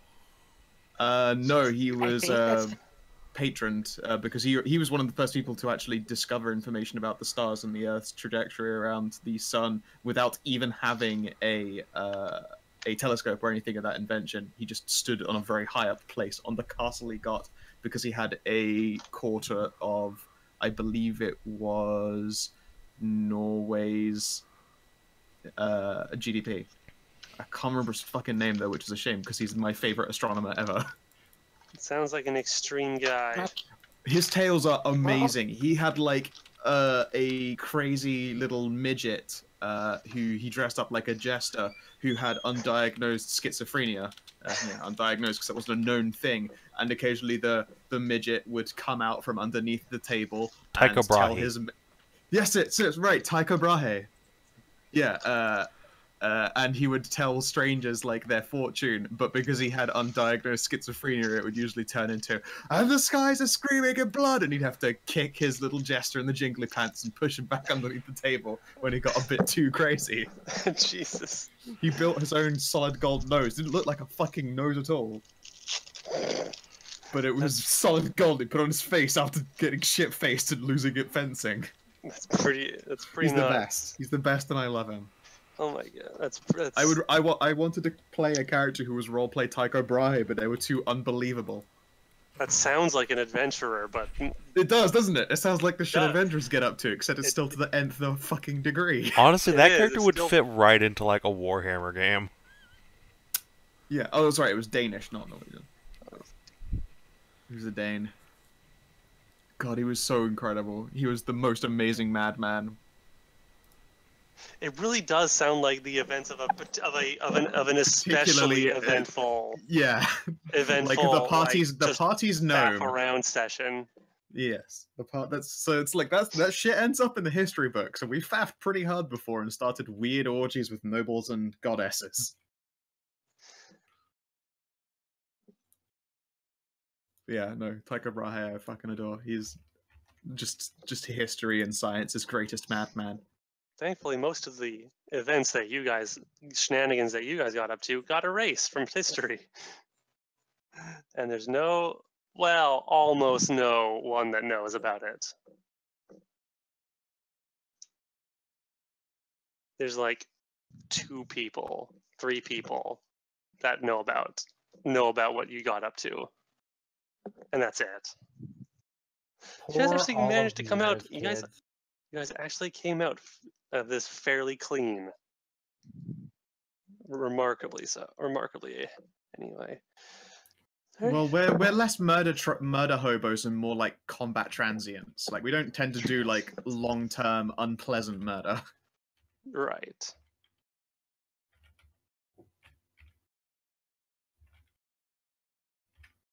In video. No, I just have to reread the Tales of Tycho Brahe again. You continue. Violence Vagabonds, yes.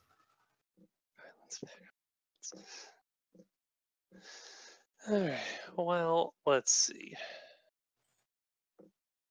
in the museum, there would be a few other things like you see the continue down the depictions of history, and you see that scene repeating itself of Hedrah returning time and again, each time with a different force of conquest at his beck and call.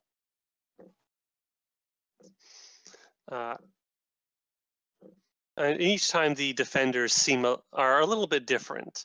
Each time there's less elves depicted and more exotic forms. You see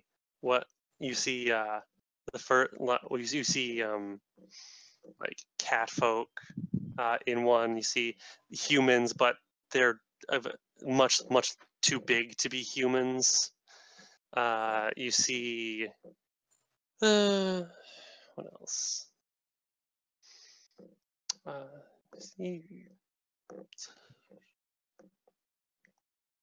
you see a myriad of various like demi races becoming more prevalent. Knowledge database, so you can just name them straight up.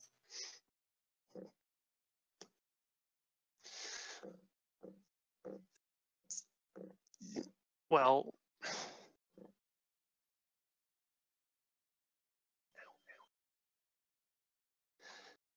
you said humans, and some bigger humans be like, yeah, you mean Amazons? Yes, but these are not just all female. Like they are so they're just male and female. They are just, but they are very large. Like think Vrykul. Okay, so I just need to look at the fucking mirror. Okay, cool. Yeah. Sure, something like that. Yes. Yeah, just flex it off the mirror.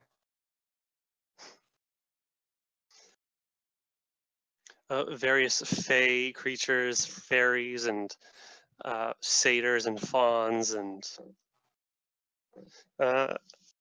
it takes a little while, but you see like the Talir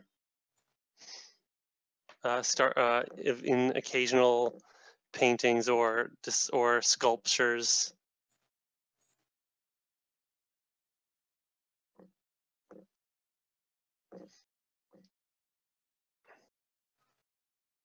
No? Painting and sculpture, you say? Yes. Of whose? Of whose? Moment, restarting process. Okay. Okay. Yeah, of whom? You said paintings and sculptures. Of whom? Okay,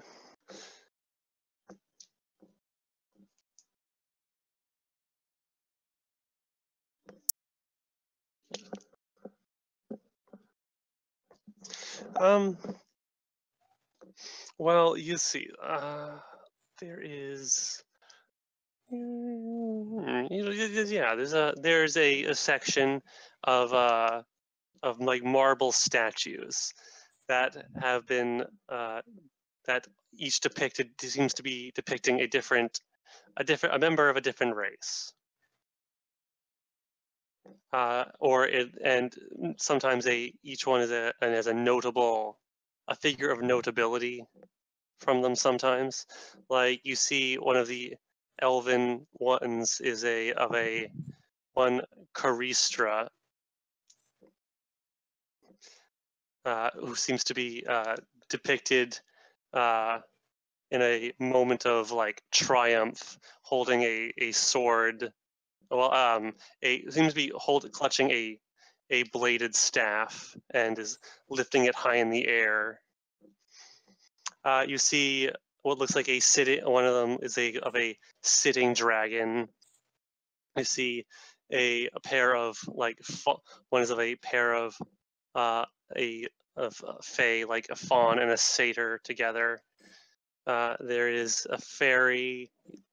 You see the depictions of one of the sphinxes, a salamander.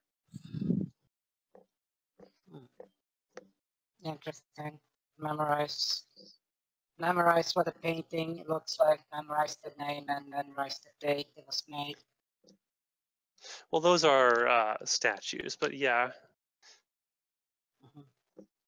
Oh, when they were made, by whom and when, and for what reason.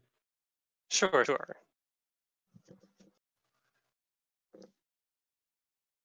I'll upload it to Snapchat later. Snapchat later. All right.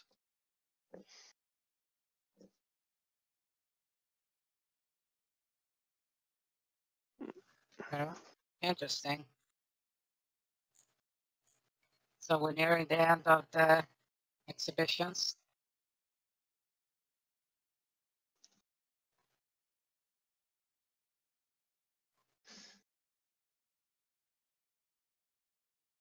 Pardon? So we're nearing the end of those exhibitions, you say? Yes, you are. By now, you've made your way through most of the museum in the company of Jeremy.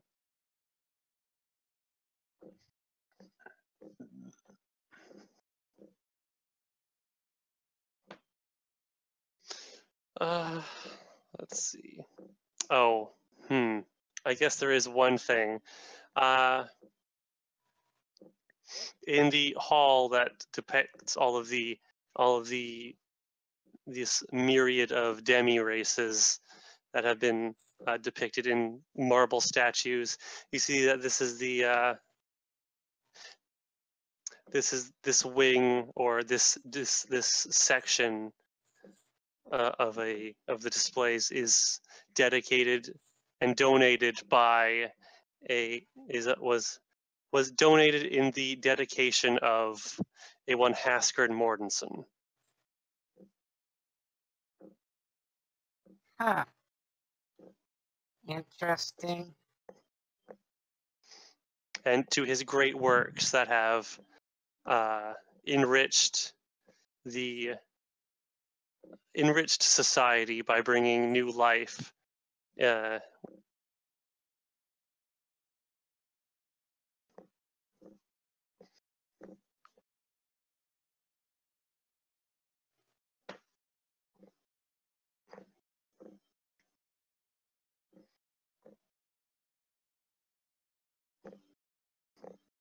And that's about it for the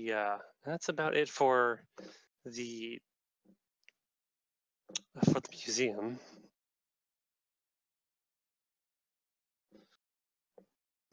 Interesting. That was very enjoyable, Sophie. Did you like the exhibits? Yes, it was most enlightening. I am glad you enjoyed yourself.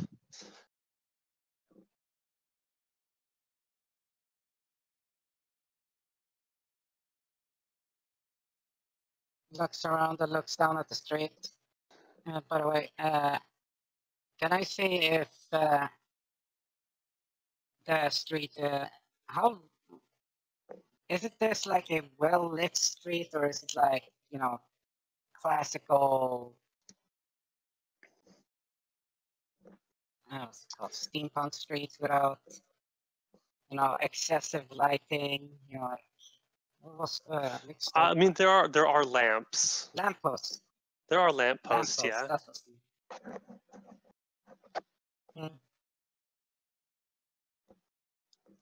Okay, let's.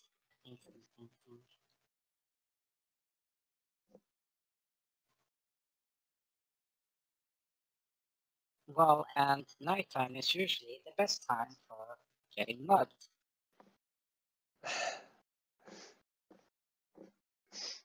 It is getting late, yes.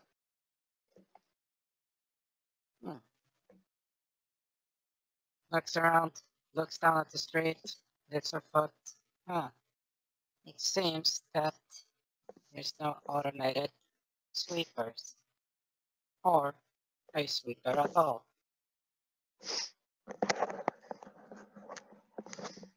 Sweepers. Automated sweepers.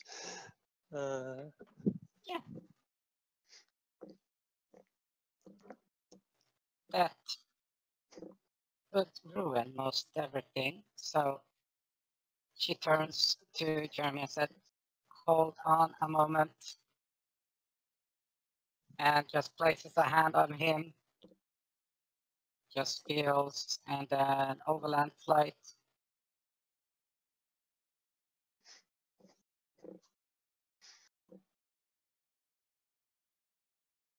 So you have cast a spell on me. yes, I figured we'd take a more scenic route. And then you will fly up into the night sky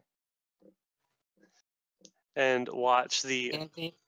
And as you go, you can watch the lights of the city pass under you. And occasionally, if you can see spot any crimes. You're gonna fight crime. Well, it's not a bad thing to like what just because he's on a they're on a date, they're just gonna let evil happen. Unexpected, but all right. Looking for crime to stop while you're on your date. All right. Yeah, it's like once we Hmm. get some elevation with the perception there, it's gonna be much easier to spot. You would like to share interests. Okay, all right.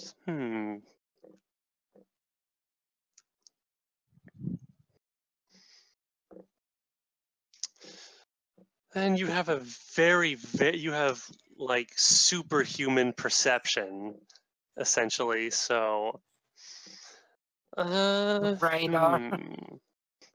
Just one massive sonar pinging out. Well, let's. All right. What could you find at night in this city?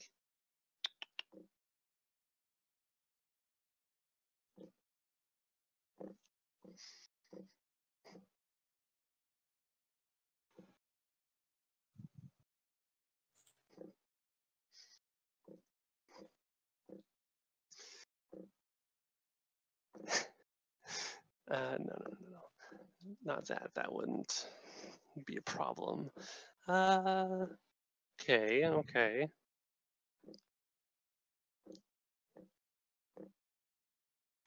Yeah. As you go, you head down. You roam around the skyline of the city, watching as things pass under you. And eventually, you see out of the corner of your eye. You watch, and as a couple of lights on the street just go out.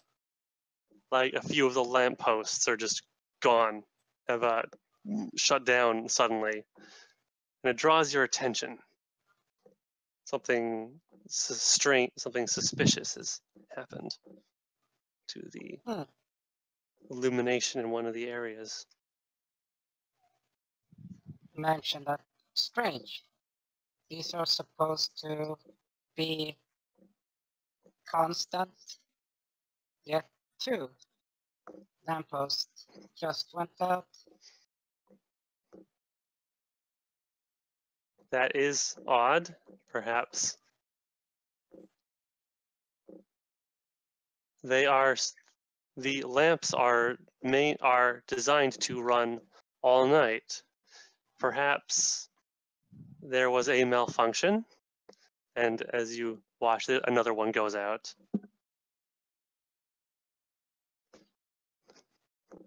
One, It it's a cannot. malfunction. Two, It cannot be a power outage.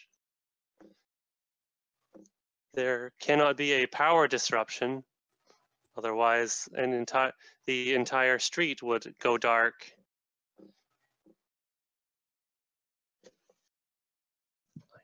This warrants an investigation. Is this vandalism?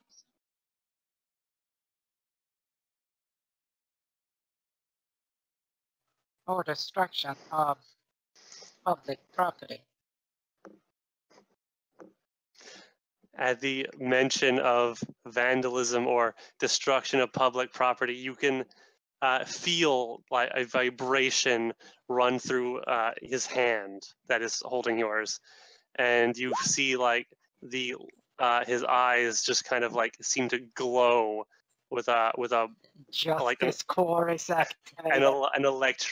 an electric blue radiance engaging justice. If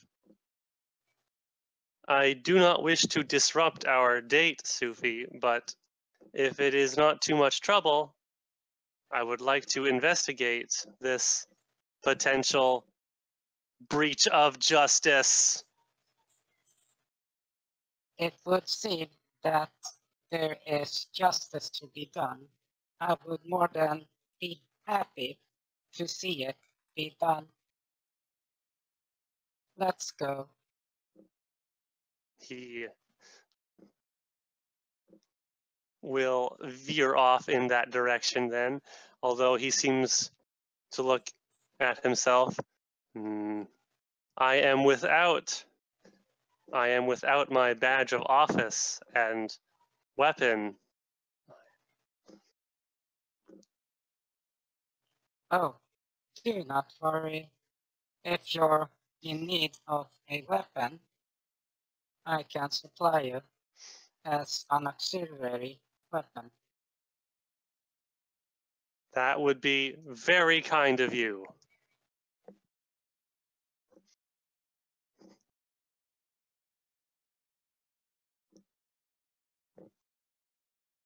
Cool.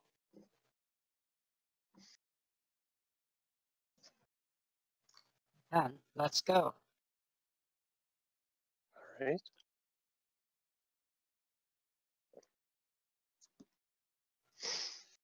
Okay.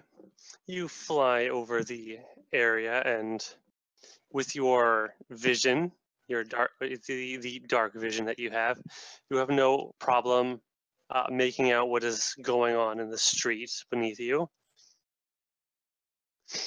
You see a trio of figures, two of which seem to be keeping watch down the sides of the street, while another picks the lock on a storefront door.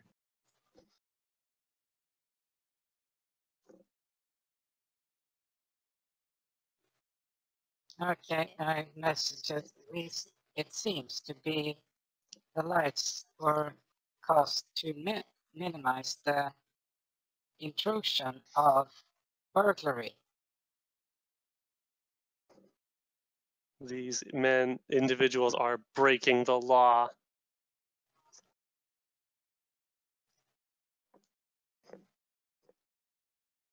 Then the law needs to be dealt.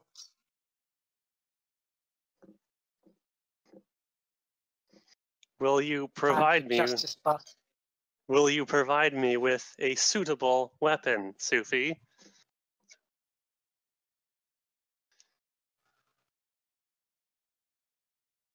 oh, I am myself the weapon. I will do as you command. Guide me as you see fit.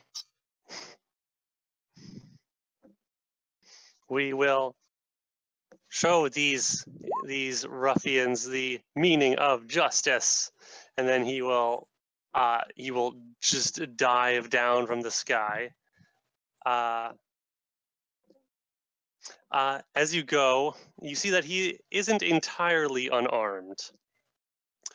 You see like his internal like part, like you can see this glowing like blue this blue-white light kind of like glowing out from inside of him, and you see these sections, these little look like I don't know, these protrusions on his back seem to also glow, and they seem to, now that you are getting a closer look at them, they seem to be a part of a mechanism inside of him, and they seem to be spinning and spinning faster and faster, glowing brighter, and you see like electricity like begin to crackle over his arms to these what looked like decorative like points on his body, and the electricity quickly strips the paint from them, revealing what look like copper coils set into his arms and into his shoulders, arms, forearms, and into his knuckles, and he just shouts with a cry of justice, and he crashes it to the ground with all of his tremendous weight, cracking the sidewalk and scaring the daylights out of the three individuals who did not expect a construct to come flying down out of the darkness of the sky.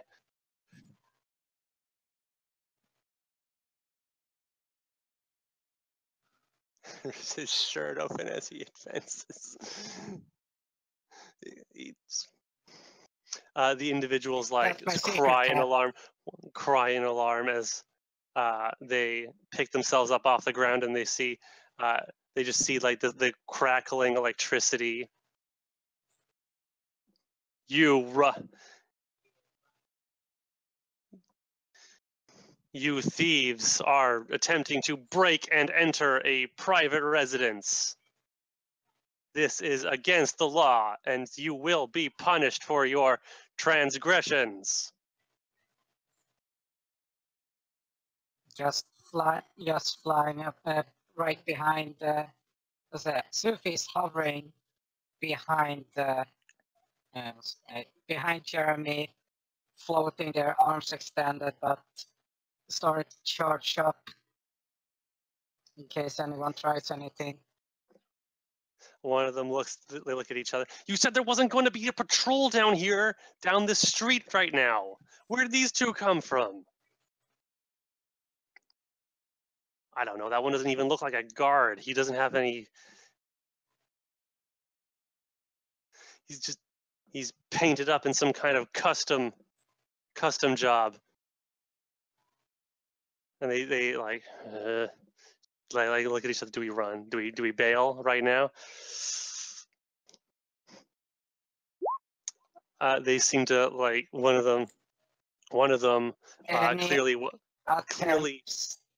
clearly what looks like the law will be dealt with. They look, one of them, one of the larger lookouts, clearly he looks, from his appearance, a bruiser. He pulls out a strange looking, kind of a foreign looking device from his belt, and it looks like it looks almost like a cattle prod. Try to intercept that. Well, he pulls out, you say. Well, then he's getting spelled right in the fucking face. Okay. What are you going to be casting at him? Well, I will be casting a hold person on his ass. Because I'm with my date here, so I can't exactly, straight up fucking murk his ass as much as I would have liked, but murder would be against the law. Yes, I know. All right, hold person. I'm not gonna assign any kind of. No.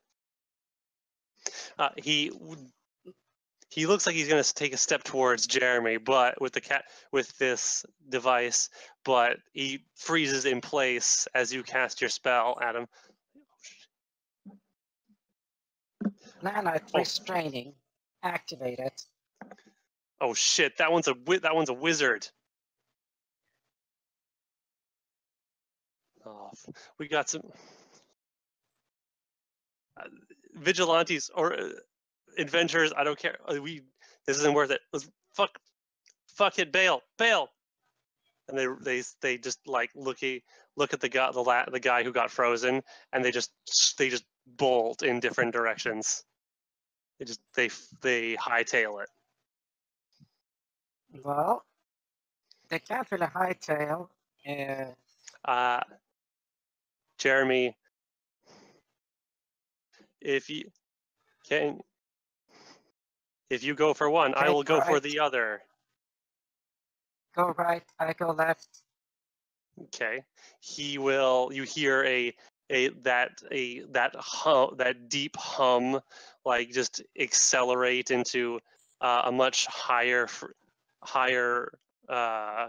RPM inside of Jeremy, and he hunches over, and you hear the ground under his huge plated feet crack and splinter as he Zanzas like with a aura of crackling electricity arcing off of him with every step, and he dashes forward like a bolt of lightning, and just punches this guy in the back with his electrically charged fists, and it just zaps him unconscious. And how are you going to subdue the other individual, Sophie? Well, he can't really get the fuck away from me. You are flying. Yeah, and you know what? I'm just gonna get close enough. Just close enough, like within 100 fucking feet. Sorry, 230 feet of him. And just, well, fuck his ass. Neural necrosis. Oh, you're just draining all the strength and dex from... God, 18 strength and dex damage. Oh my god, that's so much. Yeah, it's my tracking. He can make it. Maybe no. In mid-run, he just eats shit and just... No. It cannot be lowered to more than 1, so you cannot get 0. So they're strong enough to be able to breathe. Yeah, so he's running, and he seems to be he's going into an alley, and he's trying to lose you in there. But as you hit him with this beam, 25 touch, yeah, you hit him. He all the strength just goes out of his limbs, and his momentum carries him forward and down, and he just starts just eats shit on the ground and starts tumbling. And I go and pick him up and drag him. Does not go headlong into a garbage can, unfortunately.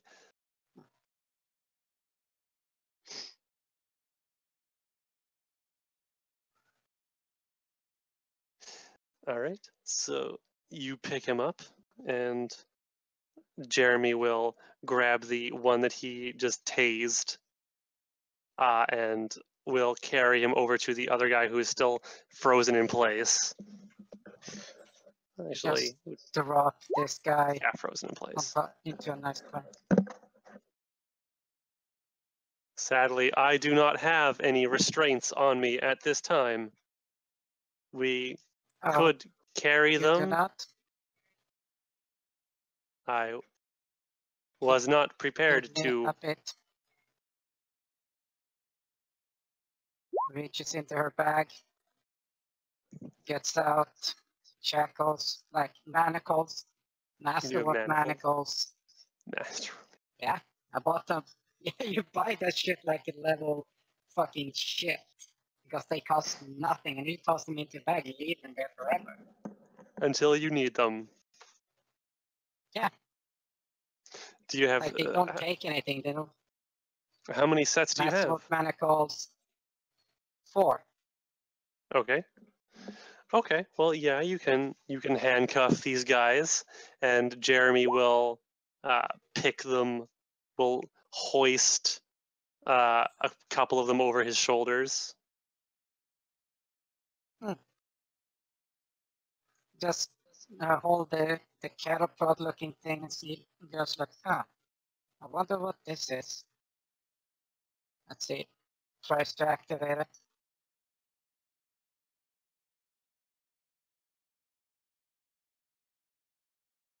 Okay. Try to activate the cattle prod looking thing.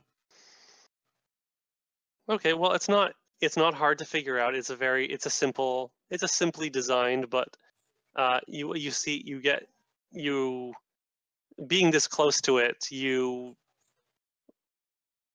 feel a portion of its effect, and you see, like, as this as the energy is crackling off of the end of this device, you hear this kind of like ringing in your ears, and your vision kind of blurs, and you feel almost sick, which is strange because you're a machine and you shouldn't feel that at all, that kind of a sensation, but this device is making you feel it.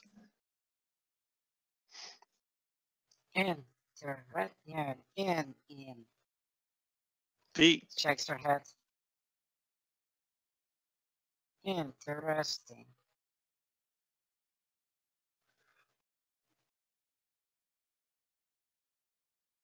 That device is a construct disruptor. Be careful, Sophie. It could harm you. It is designed to incapacitate machines.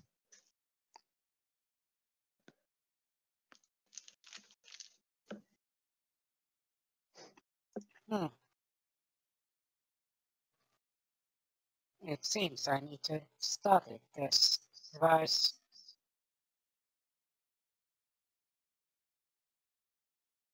If I study it, I can devise a countermeasure.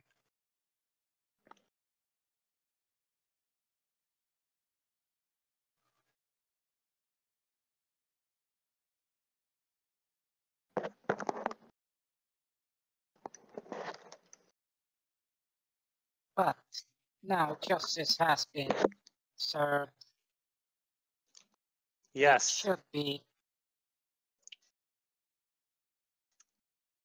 They should be moved to the proper incarceration location.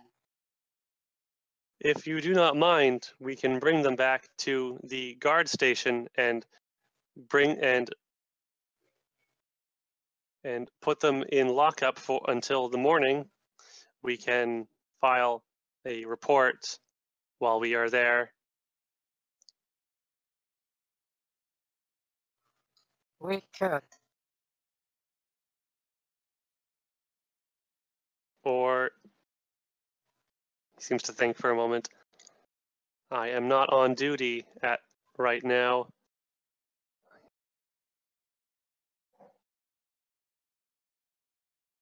Think. Maybe we can drop them off outside. Well, where you read a report or write a report a exposed or secluded area?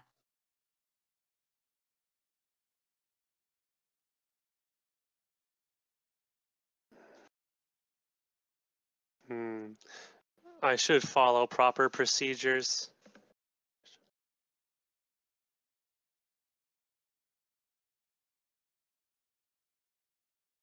That would take some time and might disrupt our date.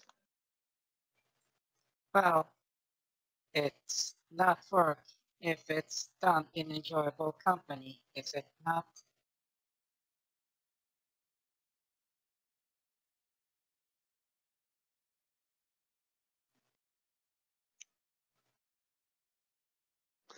Thinks of our mind. A philosophical depiction, or wait, no. A philosophical take on work. Interesting. Still work, but not? If you do not mind joining me. I would more than enjoy seeing your work. It was quite a pleasure to see you activate fully for justice. He seems to be very proud of himself, and he straightens up. I am well equipped to handle a wide variety of dangers and situations requiring the dealing of justice and enforcing the proper laws.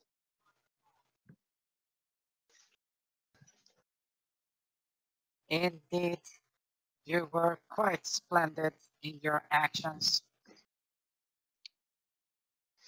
And you too, Sophie, were very helpful with restraining these would-be thieves.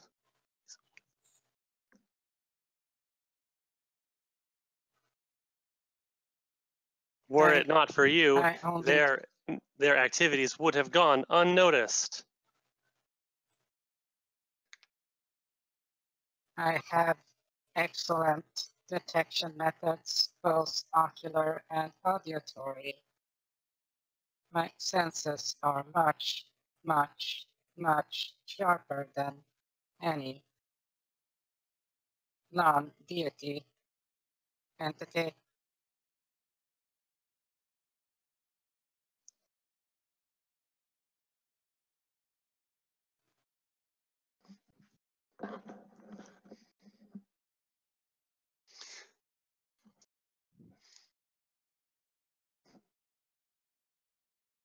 This was an unplanned addition to our night out, but I would not be unhappy for it to happen again.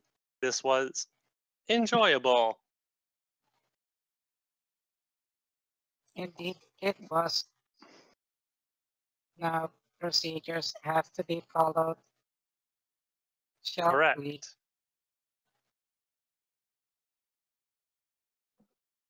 We shall return to the station then.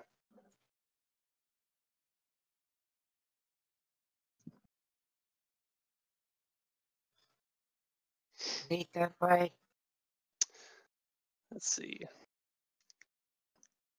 He's definitely strong enough to carry all three. He will shift the weight around and will heft the third guy up on one of his arms and hold on to him, and will then reach out and for your hand again. Sophie places her hand in his Okay. and takes off with him. And with your overland flight, you can easily take off again into the night and back towards the guard station where you first met, where you were first waiting for Jeremy.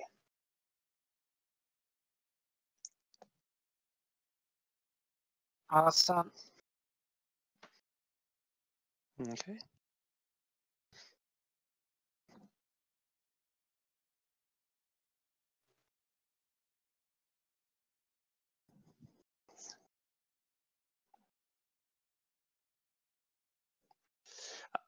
He will, when you get there,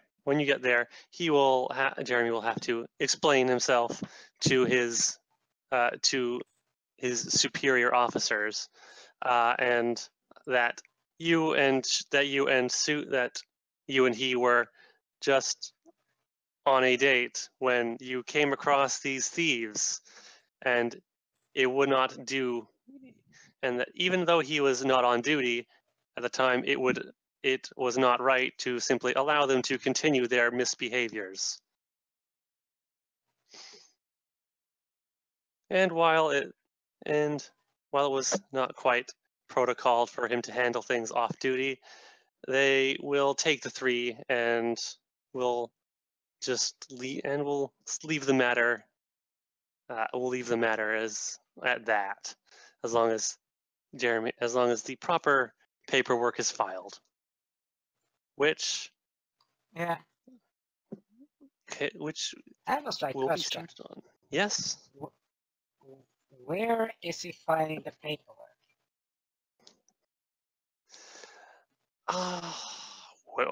Where is he doing it? Yes.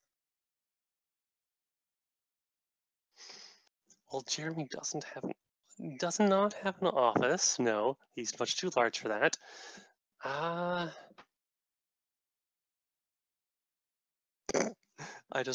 love the idea. Okay, that's just funny. I just love the idea. I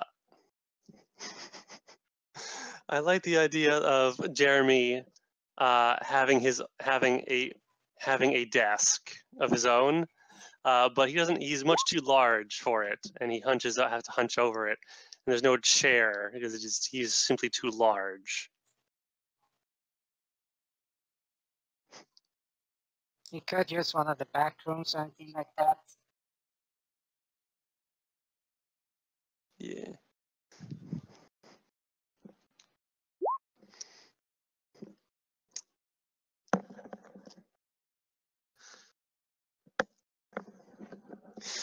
Regardless, a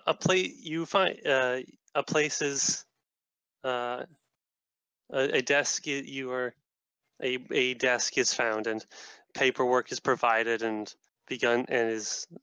Jeremy begins to fill it out about the incident and what happened. Question, Following. how secluded is this place? How secluded is where you are? Yeah.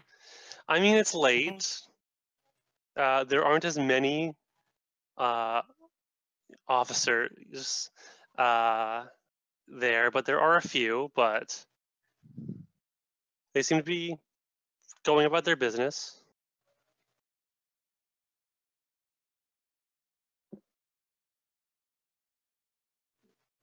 Can I ask Jeremy if there are any workable rooms in more secluded area? Seems to tilt his head at you. Secluded areas? Yes.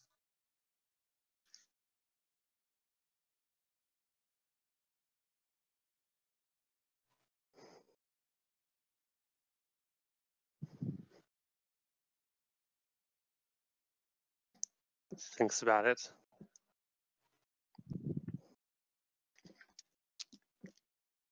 There is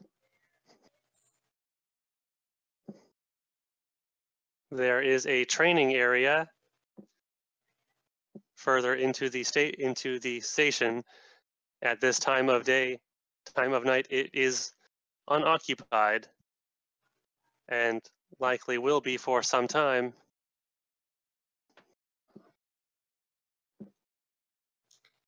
Would you mind joining me there with your paperwork?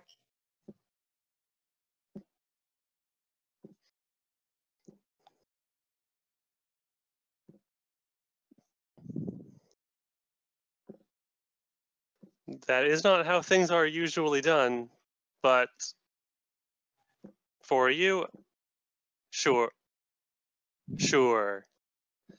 And he will pick up the. He will grab a clipboard and the paperwork, and will then get a. Thinking about it, he will go and fetch a visitor's a visitor's card, something provided for you to come with him, and then you, in order to properly fill out the incident report of what happened, as you are a key and vital witness to the act of crime. So And yeah, he will lead you into the back where the training area is. And as he said, it is dark Sweet. and unused. Cool. Lock the door behind. Oh dear. Yes. Well, he is advanced enough that he has a form of sentient contact, and he is way more advanced than the old suits, like Big O's. Those So, constructs, yes. Those golems, Yes. Yeah. yes. So that means creating a bridge connection with him would be way fucking easier. Potentially, yes. He is more. Correct? He is not a animated stone golem. He is a mechanical creation, and it is much closer to you than the last one was. Well then. Then time to show big guy here a so-called good time via nanites, Oh so my. that he can experience something beyond that most construct don't. You are going to make a bridge a connection between his mind and yours, and you will share the sensations of your programming with him. Oh yeah, that's one way to say it, but yes. Okay. Well, you had a very nice time. Jeremy has very much enjoyed your time together, and the added event of dealing justice has excited Jeremy, and is I'd say yeah, after everything that you guys have done, he is definitely willing to see where this goes. Indeed. Robo dog. I will activate the nanite search there.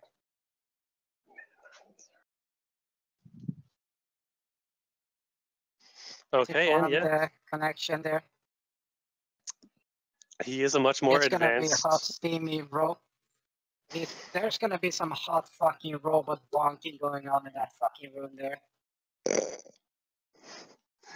Yes, and as you find, it is easier to meld your nanites in with Jeremy, as he is a much more advanced construct, and actually has like an arcano-mechanical kind of a pseudo brain, and albeit a not nearly as advanced as yours. He does have what would go for a sentience core in him. Cool. That makes everything so much easier. Plus, he has emotions. Yes. Simpler though they may be, he does. Yeah, then he's gonna get the fucking, well, the literal best robo fucking of his lifetime. You are Like, very much going to rock his world with your advanced programming. in short, he'll be not You cradle robber! You're going to he'll ruin need him for support to everyone walk else. properly. Yeah, it's like he's gonna have trouble walking in the morning, so to speak. So to speak. Yes.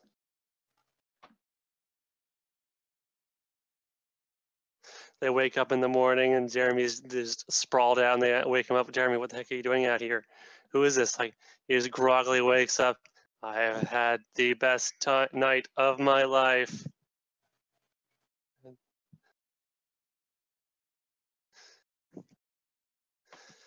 Oh,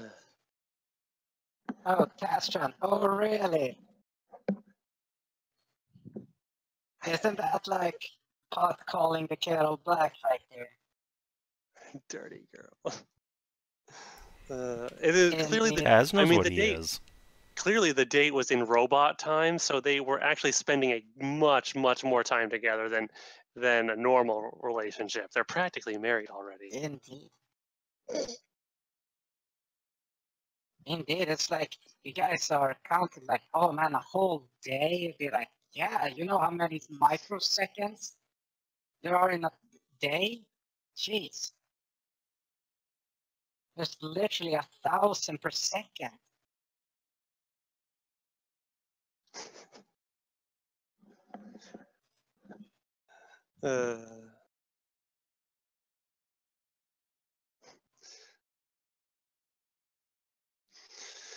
Yeah. Okay. Well, I think that will reach the end of your date with Jeremy. Finally, she got hers. She got it.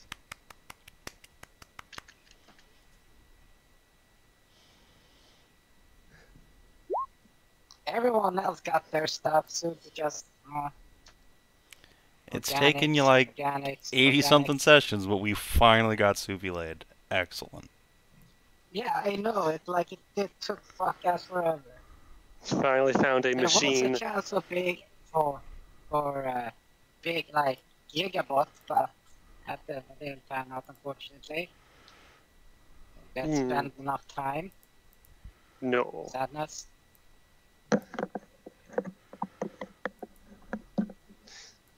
So, finally, the next day for everyone. And next time on Artifacts&D. No, Basically. no, we're not. And it's been 3 hours. Literally spent It's been a 3-hour day. It's been an adorable 3-hour day. Yes. Literally been an entire session of just Sophie's robot date. You waited a month for it, and you got your money's worth. Yeah. Well, we can't fucking end on that. Yeah, I mean, yeah, we Sure we can. That's a fucking pretty goddamn good endpoint on That's this. a really high note to end on. How many sessions has it been of Artifacts&D? Because Sophie finally got her rocks off. I don't even know. Let's see. Sophie has been 80? edging for 89 sessions. I think this is session 90. Jesus Oh Holy my shit. god. I can't believe this debacle has gone on for 90 sessions. You're nearly at the big hunt, Okina. God. Yeah, alright. Can you end on session 100? Do what Savin and Aegis could not. Can I beat Savin and Aegis records for longest D&D game run? Oh, And God. chronologically, you already have, but I mean, in yeah, terms of but session count, let's that's what matters. let's see. Session count. 10 sessions. Can you guys finish this game in less than 10 sessions? No, we have to finish it in exactly 10 sessions. In exactly 10? If we go over, then we're in COC&D territory, and if we go under, then we're in 7D territory. All right, You gotta do it. All right, this might be cut. This might I don't know. It depends how much faffing you guys do. Might cut it close. We'll see. No more faffing. We just got a turbo. Well, it requires a very specific amount. It's specific, a carefully curated amount of faff. Because you guys are going to be there is going to be a dungeon, and there is going to be more combat when you get back to base. So those are a few sessions there. So that's like 5 sessions between a dungeon and like the final boss rush there. So you need 5 more sessions of faff. All right, everyone, time for dates. Oh no, no more dates. I'm gonna go please. bang the boss. Guys, we have good news. Sophie knows the goddess of magic. who the fuck it is. Guess who we can call? Yeah. Actually making fuckery in a city. Yeah. He wants to get fucking drunk. How should she react to seeing Mierah again? Ooh. Oh, Her wait. first In this flame. timeline, she has her sister, right? Oh yeah, that's Oh my. right. Yeah. Yeah. God. Oh no, Tazia. Uh-oh. You What get to meet happened? alternate dimension, Kinathis. Papa. This is a different Taz father as well. The other Taz father was raped and is a dragon. No, it's the same. Oh wait. Yeah. Right. Never mind. This Taz, yeah, this current Taz does not have it. Does no not relation. have that I kind mean, of on a history. technical level, you are on a very technical Genetically, level, I you are the am, father. but Genetically, you are the father. morally, really, just total strangers. I mean, that's just how it is. Not yet. But please don't bang her. It'll be way too weird. I mean, She is Are a you saying- half demon dragon, so Actually, at the time, it's Salamander, remember? I mean, physically she would be. I mean, kind of a lot. No, Close she's Demon Salamander at the time, unless Oh no, but Taz somebody was changed in took order to the make him self-immortal in the first place, so it's... He went but through that some happened, changes. but that happened afterwards, after she was taken out of her fucking universe, remember? Out of her uterus, sorry? Universe. Oh.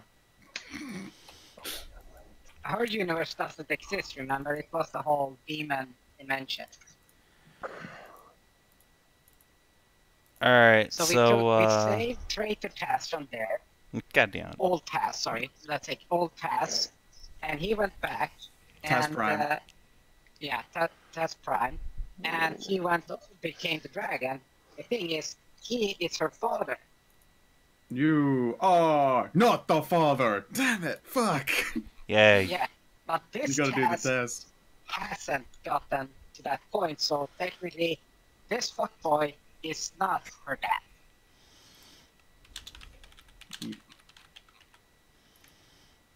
See? It's simple. Yeah. Very simple. Fuckboy, not her dad. Dragon Taz is, but before he was turned into a dragon. So, Yeah. she's Salamander and Demon. It's simple.